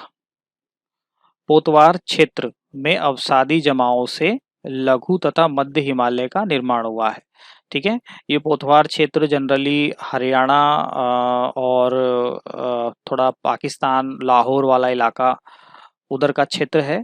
ठीक है, पोतवार क्षेत्र में अवसादी जमाओं से लघु और मध्य हिमालय का निर्माण प्रारंभ हुआ है। तो वृहद हिमालय के पश्चात आप देखिए लघु या मध्य हिमालय का निर्माण प्रारंभ हो चुका है। दूसरी घटना यहाँ पर आल्पस निर्माण जो है वो कंटिन्यूअसली होता रहता है। तीसरी और मूल बात यहाँ पर यह है शार्क मछली। शार्क मछली व स्थल पर प्रोकांसल अर्थात पुच्छ विहीन बंदर की स्थानांतरण अफ्रीका से एशिया और यूरोप में हुआ है। ठीक है, तो ये ध्यान रखिएगा आप कि स्थल पर प्रोकांसल यानी कि पुच्छ विहीन बंदर जो है वो अफ्रीका से एशिया और यूरोप में फैला। यानी कि अब देखिए, जो मानव का जो पूर्वज है अफ्रीका में उसकी जन्मस्थली मानी जाती है, अफ्रीका से वो यूरोप और एशिया आदि महाद्वीपों पर फैला। ठीक है, और चौथी यहाँ पर घटना है आपकी पेंगुइन्स। इन पेंगुइन्स की उत्पत्ति अंटार्कटिका में हुई।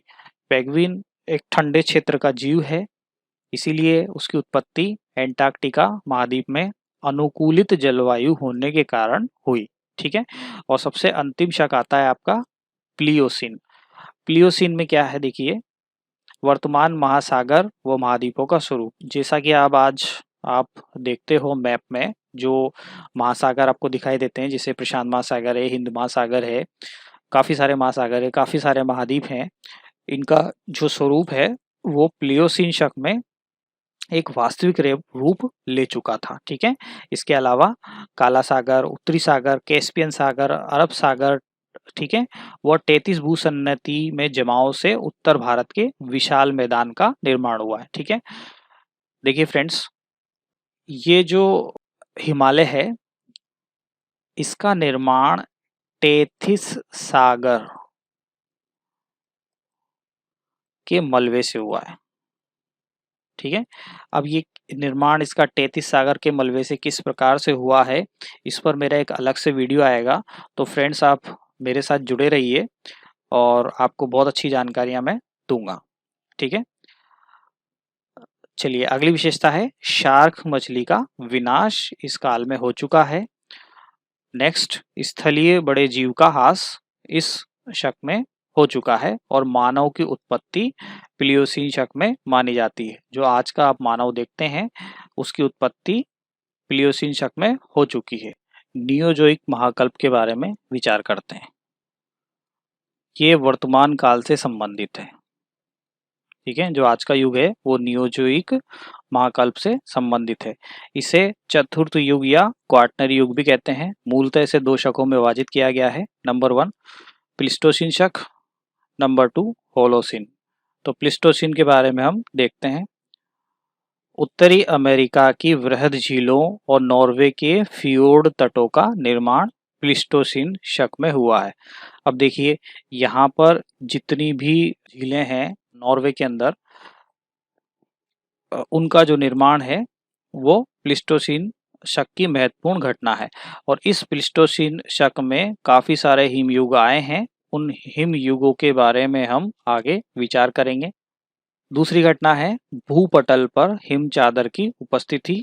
तीसरी घटना है उत्तरी अमेरिका में हिम चादर का फैलाव 4 समयों में हुआ है। ज्ञातव्य है कि 2 हिमयुगों के बीच एक हिम रहित अवान्तर हिमयुग आता है। ठीक, तो देखिए एक तो उत्तरी अमेरिका का हिमयुग और एक यूरोप के हिमयुग। तो हिमयुगों की कुल संख्या है 4। ठीक है, तो पहला हिमयुग कौन सा है आप देखिए, नेब्रास्कन हिमयुग। दूसरा हिमयुग है आपका कंसास।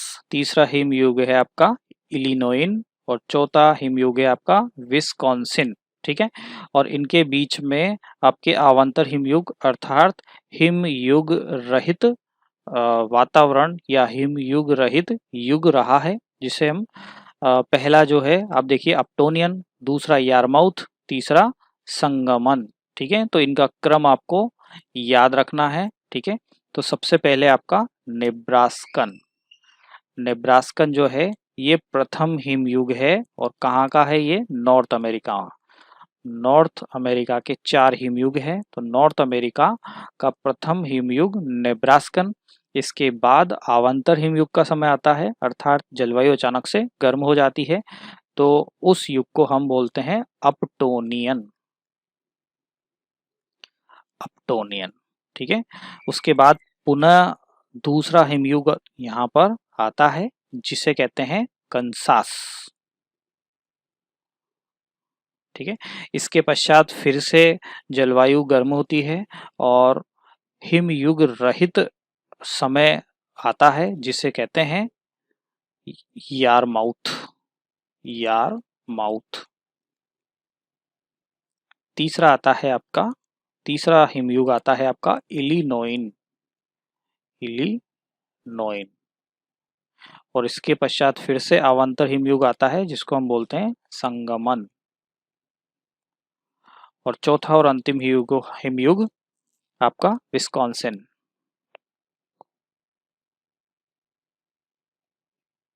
ठीक है, तो ये 4 हिमयुग आप क्रमानुसार याद रखिएगा। आपसे 2 नंबर में आरएस में या 5 नंबर में इससे प्रश्न पूछा जा सकता है। ठीक है, चलिए यूरोप के हिमयुग की बात कर लेते हैं। यूरोप का पहला हिमयुग है गुंज, दूसरा है मिंडेल, तीसरा है रिज, चौथा है वुर्म। ठीक है, मिंडेल व रिज के मध्य सर्वाधिक लंबी अवधि का हिमयुग अवान्तर काल रहा है। ठीक है, आगे देखते हैं हम। मानव विकास का क्रम इस प्लिस्टोसिन शक में जारी रहा। शिकार हेतु पत्थर के औजार मानव निर्मित करने लगा अर्थात प्लिस्टोसिन शक जनरली स्टोन एज का समय माना जाता है अर्थात प्रस्तर युग। आप लोगों ने सभी ने एंशिएंट हिस्ट्री में पढ़ा होगा प्रस्तर युग, तो ये प्लिस्टोसिन शक जो है प्रस्तर युग का ही समय है। ठीक है, मानव अपनी जन्मस्थली अफ्रीका से यूरोप एशिया तक पहुंचे। क्यों गए ये, हिमयुग के कारण, क्योंकि उस समय जो है काफ़ी ठंड बढ़ चुकी थी हिमयुग आने के कारण। तो मानव ने जो है अपने जीवन बचाने के लिए अनुकूल जलवायु ना होने के कारण स्थानांतरण या पलायन किया। ठीक है, चलिए दूसरा आता है आपके होलोसिन शक। ठीक है, इसे हम मानव युग कहते हैं। ये वेरी इंपॉर्टेंट है, एग्जाम में पूछा जाता है ये। ठीक है, कि मानव युग कौन सा कहा जाता है, होलोसिन, और टुडे का जो शक है वो यही है। ठीक है, इस समय की मूल बातें क्या है? जलवायु में शुष्कता के कारण उत्तरी अफ्रीका व मध्य पूर्व एशिया के मरुस्थलों अर्थात सारा का उद्भव। तो सारा मरुस्थल का उद्भव, क्योंकि इस समय जलवायु काफ़ी गर्म हो चुकी थी, इसके कारण यहाँ पर वातावरण में काफ़ी चेंजेस आए और मरुस्थलों की उत्पत्ति हुई। ठीक है, दूसरी घटना है यहाँ पर मनुष्य ने पशुपालन और कृषि कार्य करना प्रारंभ कर दिया है, अर्थात मनुष्य जो है वो स्थायी ग्रामीण जीवन की ओर अग्रसर हो चुका था। ठीक है, तीसरी जो मूल बात है यहाँ की, हिमनदों का पिघलाव, चूंकि जलवायु गर्म हो चुकी है जिसके कारण हिमनद जो है वो पिघलने लग गए हैं। ठीक है, ये होलोसीन काल की प्रमुख घटनाएं हैं। चलिए फ्रेंड्स, अब हम आरएस प्रीलिम्स के लिए कुछ महत्वपूर्ण प्रश्न देखते हैं इस टॉपिक से रिलेटेड। पर्वत निर्माणकारी हलचलें क्रमानुसार। तो सबसे पहले है आपकी चर्नियन हलचल, इसमें अरावली पर्वत की उत्पत्ति हुई है प्रीकैम्ब्रियन युग में। दूसरी है आपकी कैलिडोलियन हलचल, जो कि प्राथमिक युग में, इससे इस समय के दौरान कोडप्पा भूसन्नति से पूर्वी घाट पर्वत की उत्पत्ति हुई है। अल्पेशियन और स्कॉटलैंड स्कैंडिनेवियन पर्वतों की उत्पत्ति कैलिडोनियन हलचल का उदाहरण है। ठीक है, तीसरा है आपका हर्सिनियन हलचल, जो कि तृतीयक हलचल कही जाती है, ये भी प्राथमिक युग में हुई है और इससे विंध्यन भूसन्नति, विंध्याचल, सतपुड़ा, भ्रंशोद पर्वत, ब्लैक फॉरेस्ट, वोसजेस, अल्टाई, अल्पेशियन, स्पेनिश मेसेटा आदि पर्वतों की उत्पत्ति हुई है। और चौथी और अंतिम जो हलचल मानी जाती है अल्पाइन हलचल, जो कि तृतीयक युग में हुई है। तो उसके अंतर्गत अल्पाइन क्रम के पर्वत भारत में महान लघु शिवालिक हिमालय निर्माण और पश्चिमी घाट पर्वत का निर्माण देखा जाता है। अब आप देखिए यहाँ पर फ्रेंड्स कि जो पर्वतीय हलचल है या तो वो प्राथमिक युग में हुई है या तृतीयक युग में हुई है। तृतीयक युग अर्थात मीसोजोइक, द्वितीयक युग अर्थात मीसोजोइक युग में कोई मूल पर्वतीय हलचल नहीं देखी जाती है। ठीक है, चलिए फ्रेंड्स, और किस प्रकार के क्वेश्चंस बन सकते हैं या विशेषताओं से क्वेश्चन बन सकते हैं आपका? महाकल्प या शक, और दूसरी उसके सामने विशेषता पैलियोजोइक या सिल्यूरियन शक, रीढ़ की रीढ़ वाले जीवों का काल, पैलियोजोइक डिवोनियन शक, मत्स्य युग, पैलियोजोइक कार्बोनिफेरस शक, उभयचरों का युग या बड़े वृक्षों का काल, मीसोजोइक या ट्रियासिक शक, रेंगने वाले जीवों का युग या सरीसृपों का युग, मीसोजोइक ज्यूरासिक शक, डायनासोर का युग, सीनोजोइक पुष्पी पादप या आवृत बीजी या अल्पाइन पर्वतीकरण का युग, सीनोजोइक इयोसिन, जो कि वृहद हिमालय, हिंद महासागर और अटलांटिक महासागर के विस्तार से संबंधित है। सीनोजोइक या मियोसिन लघु मध्य हिमालय का निर्माण से संबंधित है। सीनोजोइक प्लायोसिन उत्तर भारत का विशाल मैदान, शिवालिक हिमालय का निर्माण आदि घटनाओं से संबंधित है। कैम्ब्रियन शक विंध्याचल पर्वत की उत्पत्ति से संबंधित है। तो इस प्रकार के क्वेश्चन आपके ग्रुपिंग में आ सकते हैं। ठीक है, तीसरा प्रश्न आपके किस प्रकार से बन सकता है? सीनोजोइक ओलिगोसिन पुच्छ विहीन बंदर अर्थात कपी मानव या मानव पूर्वज की उत्पत्ति, सीनोजोइक प्लायोसिन अर्थात मानव की उत्पत्ति, नियोजोइक होलोसिन अर्थात मानव युग, आर्कियोजोइक प्रीकैम्ब्रियन यानी कि पृथ्वी पर जीवन की उत्पत्ति आदि सागर में। ठीक है, चौथा प्रश्न आपका ये बन सकता है, मानव जाति का विकास क्रम बताइए। सबसे पहले मछली आई, उसके बाद उभयचर, उसके बाद सरीसृप और उसके बाद मानव की उत्पत्ति हुई। ठीक है, पांचवा प्रश्न, शिवालिक पर्वतमाला से प्राप्त आदि मानव का जो जीवाश्म है वो किस प्रकार का है?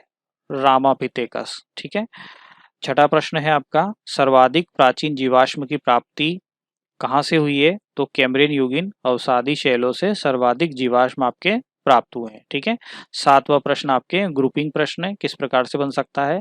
नियोजोइक प्लिस्टोसिन उत्तरी अमेरिका की ग्रेट लेक्स, नॉर्वे का फियोर्ड तट, हिम युग आगमन, शीत जलवायु आदि इस काल की महत्वपूर्ण घटनाएं हैं। नियोजोइक होलोसिन उष्ण जलवायु या मरुस्थल की उत्पत्ति, मानव युग अर्थात कृषि और पशुपालन से संबंधित है। ठीक है, आठवां प्रश्न आपका किस प्रकार से बन सकता है? निम्न घटनाओं को क्रमानुसार लिखिए।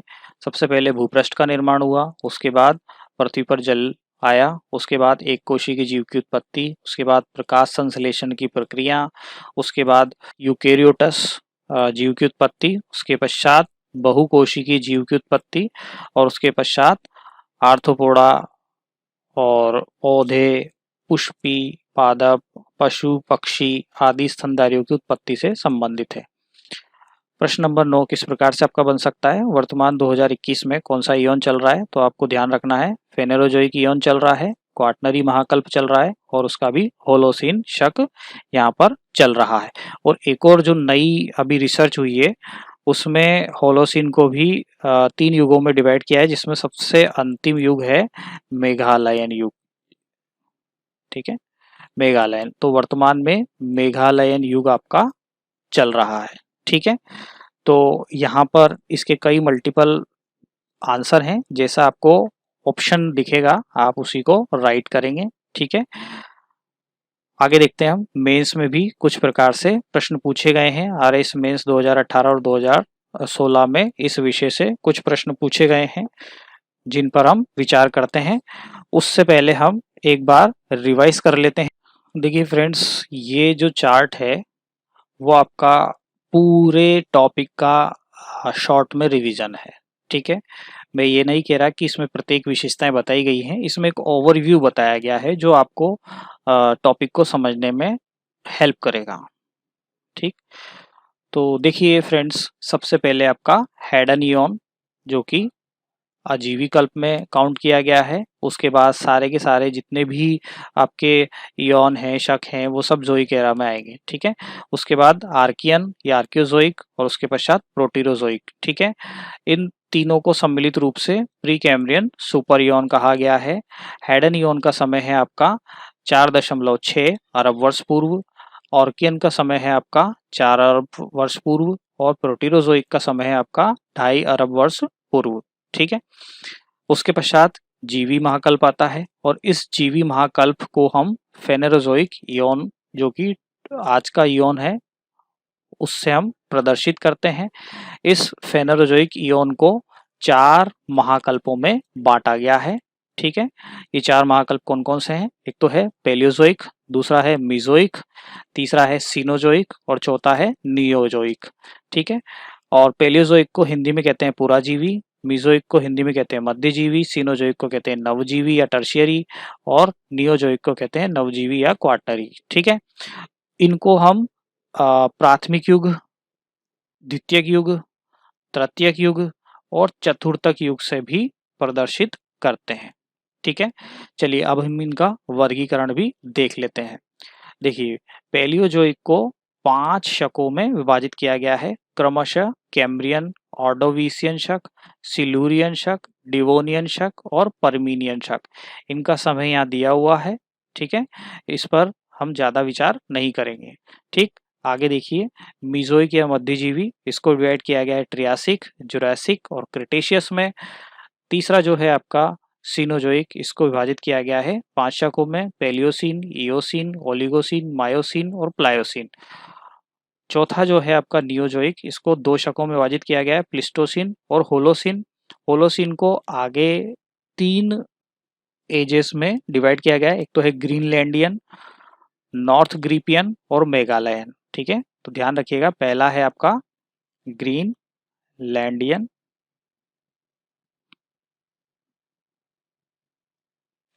दूसरा है आपका नॉर्थ ग्रीपियन और तीसरा है आपका मेघालयन। ठीक है, इनके बारे में हम विस्तार से चर्चा करने वाले हैं। तो फ्रेंड्स, एक बात और मैं आपको यहाँ पर बता देना चाहता हूँ कि इनको याद करना बड़ा कठिन है, लेकिन फिर भी आप इनको शॉर्ट में जैसे Cambrian, Ordovician, Silurian, Devonian, Permian, COS DP. ठीक है, कॉस डीपी से आप याद रख लीजिएगा। ट्रियासिक, जुरासिक और क्रिटेशियस टीजीसी से आप याद रखेंगे। पैलियोसिन, इयोसिन, ओलिगोसिन, मायोसिन और प्लायोसिन। ठीक है, तो PeO MP, ठीक, और प्लायोसिन और होलोसिन PH, ऐसे आप याद रखेंगे। तो यहाँ पर एक शॉर्ट फॉर्म आप ध्यान रखिएगा, कॉस DP पहले ग्रुप के लिए, दूसरे ग्रुप के लिए आपका TGC, तीसरे ग्रुप के लिए आपका PO MP और चौथे ग्रुप के लिए आपका PH। ठीक है, तो ये ध्यान रखिएगा आप फ्रेंड्स। चलिए आगे बढ़ते हैं फ्रेंड्स, इसका हम करंट व्यू पढ़ लेते हैं कि वर्तमान में इसमें इस टॉपिक में क्या करंट व्यू है। वर्तमान में होलोसिन शक को ICS द्वारा 3 बड़े समय में संशोधित किया गया है। ठीक है, एक तो है आपका ग्रीनलैंडियन, दूसरा है नॉर्थ क्रीपियन और तीसरा है मेघालयन। ठीक है, ग्रीनलैंडियन जो है इसकी अवधि मानी गई है 11,700 वर्ष से लेकर 8,326 वर्ष पूर्व तक। नॉर्थ ग्रीपियन की अवधि मानी गई है 8,326 से लेकर 4,200 वर्ष पूर्व तक। मेघालयन की अवधि मानी गई है 4,200 वर्ष पूर्व से आज तक। देखिए फ्रेंड्स, मेघालयन एज है, इसका नामकरण आखिर में मेघालय के नाम पर ही क्यों किया गया। फ्रेंड्स, मेघालय में एक गुफा पाई गई है, उस गुफा का नाम है मावलू गुफा। इस मावलू गुफा में कई सारे स्टेलेक्टाइट स्टेलेक्टाइट तथा स्टेलेग्माइट। अब ये स्टेलेक्टाइट और स्टेलेग्माइट क्या होते हैं। तो फ्रेंड्स, चूना प्रधान चट्टानें होती हैं स्टेलेग्माइट और स्टेलेक्टाइट, जो कि मेघालय की मावलू गुफा में पाई गई हैं और यहीं से ये अवशेष इसी गुफा से मिले हैं, इसीलिए इस युग का नाम मेघालयन युग रखा गया है। ठीक है, चलिए हम शुरू करते हैं। सबसे पहले आता है ग्रीनलैंडियन युग। यह आखिरी हिमयुग की समाप्ति के पश्चात प्रारंभ हुआ था। ठीक है, तो होलोसिन शक के अंतर्गत ग्रीनलैंड एज जो है वह हिमयुग की समाप्ति के पश्चात प्रारंभ हुई। जलवायु हिमयुग के पश्चात अपेक्षाकृत गर्म होने लगी थी।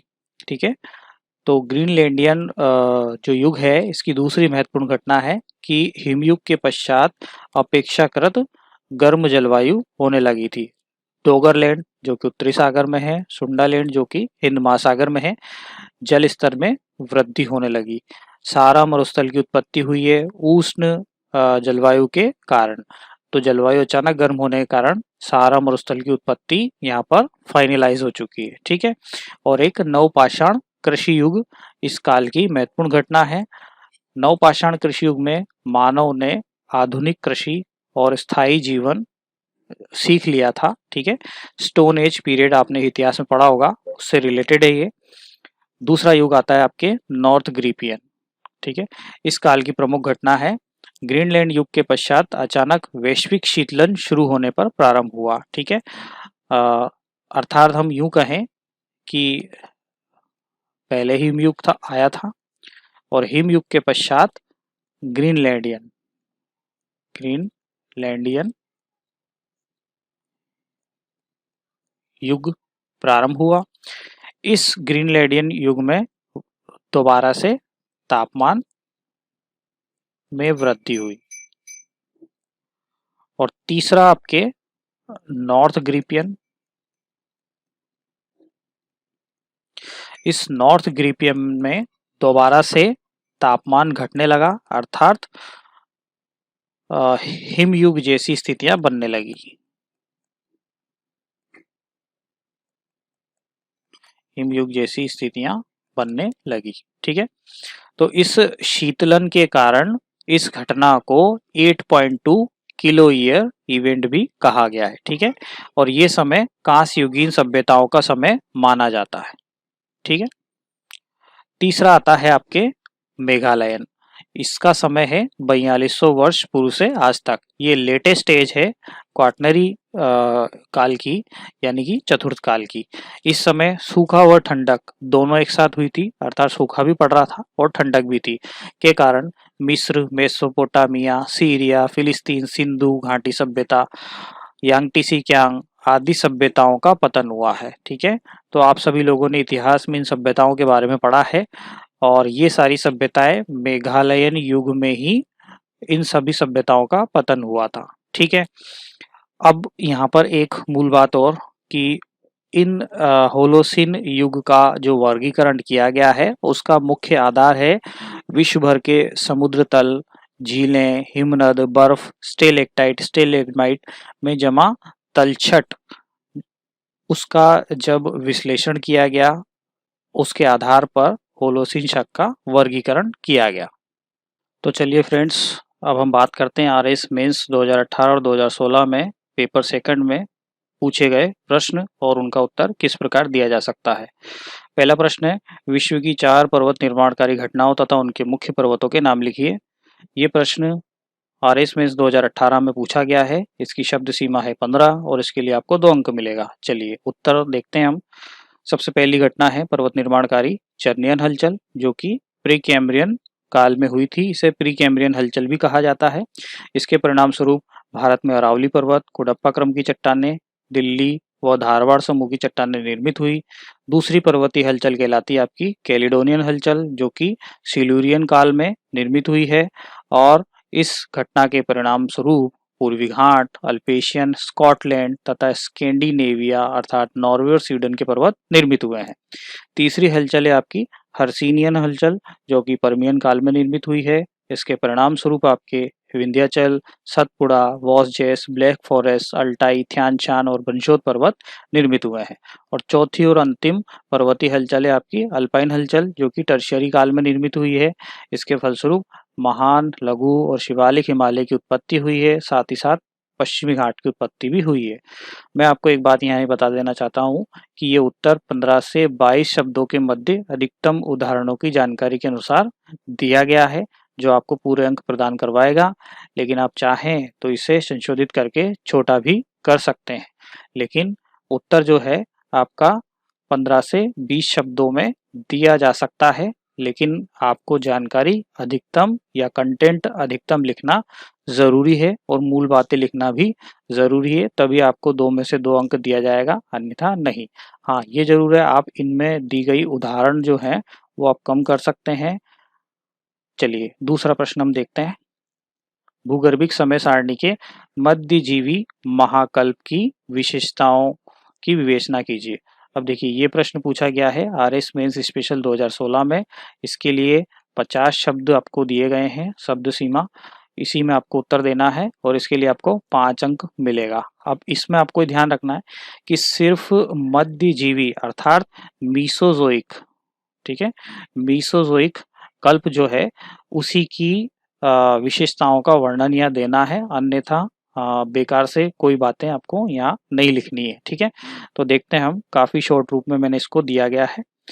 देखिए, मध्यजीवी महाकल्प जो कि द्वितीयक युग कहलाता है, सरीसृपों का युग है, जो कि 252 मिलियन ईयर एगो से लेकर 66 मिलियन ईयर एगो तक 3 शकों में विभाजित है। सबसे पहले प्राचीनतम ट्रियासिक शक में रेंगने वाले जीव निम्न कोटि के स्तनधारी अर्थात प्रोटीथीरिया, कॉमा गोंडवानालैंड का विभाजन प्रमुख घटनाएं थी, जबकि परवर्ती जुरैसिक शक में पुष्पिपातमूल डायनासोर सरीसृप, प्रोटीथीरिया व मेटाथीरिया कंगारू की उत्पत्ति के साथ उड़ने वाले प्रथम पक्षी और क्योप्टेरिस को रखा गया है। उत्तरवर्ती क्रिटेशियस शक में पर्वत निर्माणकारी प्रक्रियाएं रॉकी, एंडीज, यूरोपीय पर्वत, पनामा कटक, दक्षिणी प्रायद्वीपीय पठार में लावा का जमाव, कनाडा, अलास्का और खरिया मिट्टी का जमाव प्रमुख है। अब देखिए उक्त उत्तर जो है 50 से 60 शब्दों की अधिकतम सीमा में संपूर्णता के साथ लिखा गया है, जो कि परीक्षा में अधिकतम अंक हमें प्रदान करवाएगा। यहाँ पर एक बात अब आपको ध्यान रखनी है कि प्रश्न का उत्तर देते समय प्रश्न की जो विषय वस्तु है, ठीक है, उसकी पहचान करना बहुत आवश्यक है। ठीक है, इस विषय वस्तु से बाहर आपको उत्तर नहीं देना है। और इस प्रश्न की विषय वस्तु क्या है? मीज़ोइक या मध्यजीवी महाकल्प। सिर्फ उसी के बारे में आपको जानकारी लिखनी है, अन्यथा आपको और कोई जानकारी यहाँ नहीं देनी है। चलिए फ्रेंड्स, तीसरा प्रश्न देखते हैं। पृथ्वी की सतह पर पैलियोजोइक महाकल्प के प्रमुख महत्वपूर्ण विकास का विवेचन कीजिए। फ्रेंड्स, यह प्रश्न आरएस मेंस 2018 में पूछा गया है। इसके लिए शब्द सीमा 100 शब्द है और 10 अंक का ये प्रश्न है। ठीक है, आइए देखते हैं इसका आंसर किस प्रकार लिखा जाना चाहिए। पहली चीज, इसमें मैं आपको एक बात बता देना चाहता हूँ। इस प्रश्न की विषय वस्तु है पैलियोजोइक कल्प। इसी की विशेषताओं के बारे में हमें चर्चा करनी है। ठीक है, मैंने आपको बताया था कि मीज़ोइक जो है इसमें केवल 3 ही शक हैं। ठीक है, तो इसमें पर जो प्रश्न आया था वो लगभग 50 शब्द के लिए आया था। ठीक है, और मैंने आपको यह भी बताया था इसी वीडियो में कि एक तो है पैलियोजोइक, ठीक, और एक है आपका सेनोजोइक। इन दोनों पर जो प्रश्न बनेगा वो 100 शब्द से कम का नहीं बनेगा। ठीक है, क्योंकि इनको विभाजित भी किया है, 6 और 5 शकों में विभाजित किया गया है। ठीक है, और फ्रेंड्स एक कॉमन क्वेश्चन भी बन सकता है, संपूर्ण भूगर्भिक भूगर्भिक समय सारणी। ठीक है, भूगर्भिक समय सारणी, इससे रिलेटेड एक संपूर्ण प्रश्न बन सकता है। ये भी 100 शब्द में आ सकता है। ठीक है, इसके अलावा इस टॉपिक से कोई और प्रश्न नहीं बन सकता। ठीक है, मूलतः तो इसी प्रकार के प्रश्न बनेंगे, लेकिन कोई और बनने की संभावना थोड़ी कम है। ठीक है, चलिए आइए देखते हैं किस प्रकार से उत्तर लिखा जा सकता है। पुराजीवी महाकल्प को प्राथमिक युग प्राचीन जीवन से संबंधित प्रमाणों में शामिल किया गया है, जो 6 शकों में विभाजित है, जो कि क्रमशः वर्गीकृत है। ठीक है, देखिए सबसे प्राचीनतम कैम्ब्रियन शक। देखिए फ्रेंड्स, यहाँ पर आप चाहें तो फ्लो चार्ट भी बना सकते हैं, लेकिन अगर आप मेरा सुझाव माने तो फ्लो चार्ट ना बनाकर आप इस तरह से क्रमशः लिख दें और प्रत्येक के नीचे आप अंडरलाइन कर दें जहां से उस शक की शुरुआत हो रही है। ठीक है, तो वनस्पति जीवों की उत्पत्ति, अवसादी शैलों का निर्माण, प्रथम जीवाश्म पेरिपेट्स श्रेणी व विंध्याचल पर्वत और समुद्र में सौरगेसम सार हेतु विशेषित है। देखिए फ्रेंड्स, यहाँ पर मैंने प्रत्येक विशेषताओं को कोमा लगाकर अलग किया है। ठीक है, आप भी ऐसा कर सकते हैं। तो इससे क्या होगा कि हम अधिकतम अंक प्राप्त करने के लिए अधिकतम जानकारी कम शब्दों में दे सकते हैं। ठीक है, जबकि परवर्ती ऑर्डोविशियन शक निम्न कोटि की मछलियों से कॉर्डेट्स के विकास तथा स्थलखंड रहित जीवन की विशेषताओं व विकास से संबंधित है। परवर्ती सिल्यूलियन शक समुद्रों से स्थल पर जीवन की उत्पत्ति, रीढ़ वाले जीव अर्थात वर्टिब्रेट्स तथा द्वितीय युगीन कैलिडोनियन पर्वत निर्माण घटना के फलस्वरूप अल्पेशियन, स्कॉटलैंड, स्कैनिवेडियन पर्वतों का निर्माण यहाँ हुआ है। डिवोनियन शक में उभयचरों की उत्पत्ति, स्थलखंड पर जंगलों का जन्म, फर्न, वनस्पति का विकास तथा अधिकाधिक मत्स्य विकास के कारण इसे मत्स्य युग कहा गया है। ठीक है, अगला है कार्बोनिफेरस शक को उभयचर युग भी कहा गया है तथा सरीसृप व प्रवाल भीति की उत्पत्ति, बड़े वृक्षों का काल के रूप में भी ये जाना जाता है। प्रमुख घटना में बड़े वृक्षों के धरातल तले दबने से गोंडवाना चट्टानों से कोयला प्राप्त हो रहा है। ठीक, और अंतिम चरण में पर्मियन शक में तृतीयक युगीन हर्सिनियन हलचल से ब्लैक फॉरेस्ट, वॉसजेस, ब्रंशोत पर्वत तथा अल्टाई, अल्पेशियन, थियानशान, स्पेनिश मेसेटा आदि भागों की उत्पत्ति हुई है। दामोदर श्रेणी का कोयला भी इसी का प्रमाण है। ठीक है, तो फ्रेंड्स उक्त वर्णित क्रम प्राचीनतम से नवीनतम की ओर 6 शकों में विभाजित है। तो फ्रेंड्स मैं आपको एक बात और बता देना चाहता हूँ, ये उत्तर मैंने जो है 100 से 125 शब्दों में अधिकतम तथ्यों को शामिल करते हुए लिखा गया है, जो परीक्षा में अधिकतम अंक हेतु प्रयास कराएगा। आप इसे संशोधित करके थोड़ा छोटा या थोड़ा तथ्य आप इसमें अपनी तरफ से जोड़ भी सकते हैं अगर आप चाहें तो, ठीक है। लेकिन उससे हमारी जो शब्द सीमा है वो क्रॉस हो जाएगी, ठीक है। चलिए अंतिम प्रश्न, क्वेश्चन नंबर 4, भूगर्भिक समय सारणी के विभाजनों को स्पष्ट कीजिए। ये प्रश्न आरएस मेंस 2016 में पूछा गया है और इसके लिए शब्द सीमा है 100, ठीक है। तो मैंने अभी आपको फ्रेंड्स थोड़ी देर पहले ही बताया था कि इस प्रकार का प्रश्न आ सकता है, ठीक है। चलिए इसका आंसर देखते हैं किस प्रकार लिखा जा सकता है। कास्ते द बफन द्वारा वर्गीकृत समय सारणी को वर्तमान में आईसीएस कैम्ब्रिज द्वारा संशोधित किया जाता है। पृथ्वी के भूगर्भिक इतिहास को वृहदतम से सूक्ष्मतम समय में निम्न रूपों में विभाजित किया जाता है। सबसे पहले सुपर इयॉन, उसके बाद महाकल्प एरा, उसके बाद में कल्प या शक, उसके बाद में युग या इपॉच, उसके बाद में आयु, ठीक है। इयॉन यहाँ पर 4 प्रकार के, हेडन, ऑर्कियन, प्रोटीरोजोइक, फेनेरोजोइक, ठीक है। सभी का यहाँ पर मैंने जो है टाइम पीरियड दे दिया है, आप भी दे सकते हैं। और यहाँ पर इन तीनों को मिलाकर प्री कैम्ब्रियन सुपर इयॉन बनता है, ये जानकारी भी मैंने आपको यहाँ पर दे दी है। उक्त हेडन, ऑर्कियन, प्रोटीरोजोइक इयॉन को सम्मिलित रूप से प्री कैम्ब्रियन सुपर इयॉन भी कहा गया। इनमें हेडन को अजोइक तथा शेष सभी को जोइक या जीवित कल्प की श्रेणी में माना गया है। फेनेरोजोइक इयॉन को पुनः 4 महाकल्पों में विभाजित किया गया है, क्रमशः पेलियोजोइक, मीजोइक, सेनोजोइक और नियोजोइक।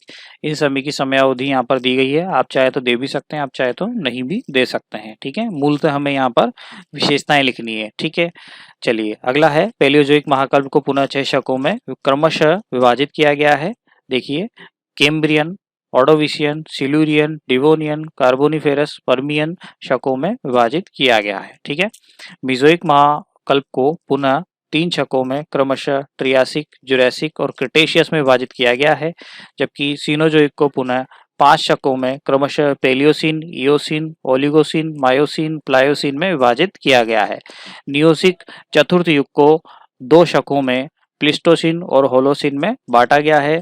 उक्त युग क्रमशः प्राथमिक, द्वितीयक, तृतीयक, टर्शियरी यानी कि चतुर्थ यानी कि क्वार्टनरी कहे जाते हैं, ठीक। समसामयिक रूप से होलोसिन का नया वर्गीकृत रूप क्रमशः निम्न है, ग्रीनलैंडियन, नॉर्थ ग्रीपियन, मेगालयन। सबसे नया युग मेगालयन जो कि 4200 वर्ष पूर्व का है, ठीक है। उक्त उत्तर अधिकतम तथ्यों के साथ 100 से 130 शब्दों में दिया गया है, आप चाहे तो इसे संशोधित भी कर सकते हैं। अब फ्रेंड्स इस वर्गीकरण में मैंने मूल सारे तथ्यों को जोड़ा है, ठीक है, जो कि आपको अधिकतम अंक दिलाएगा। तो मेंस में इस तरह आपको आंसर राइटिंग करनी है। ये पूरा जो टॉपिक है उसका अध्ययन किस प्रकार से किया जाता है, ठीक है, और उससे संबंधित जो प्रश्न आते हैं मेंस में उनका उत्तर किस प्रकार से दिया जाता है, ठीक है। तो फ्रेंड्स आज की क्लास यहीं तक, थैंक यू। आप हमें सोशल मीडिया पर भी फॉलो कर सकते हैं। नमस्कार।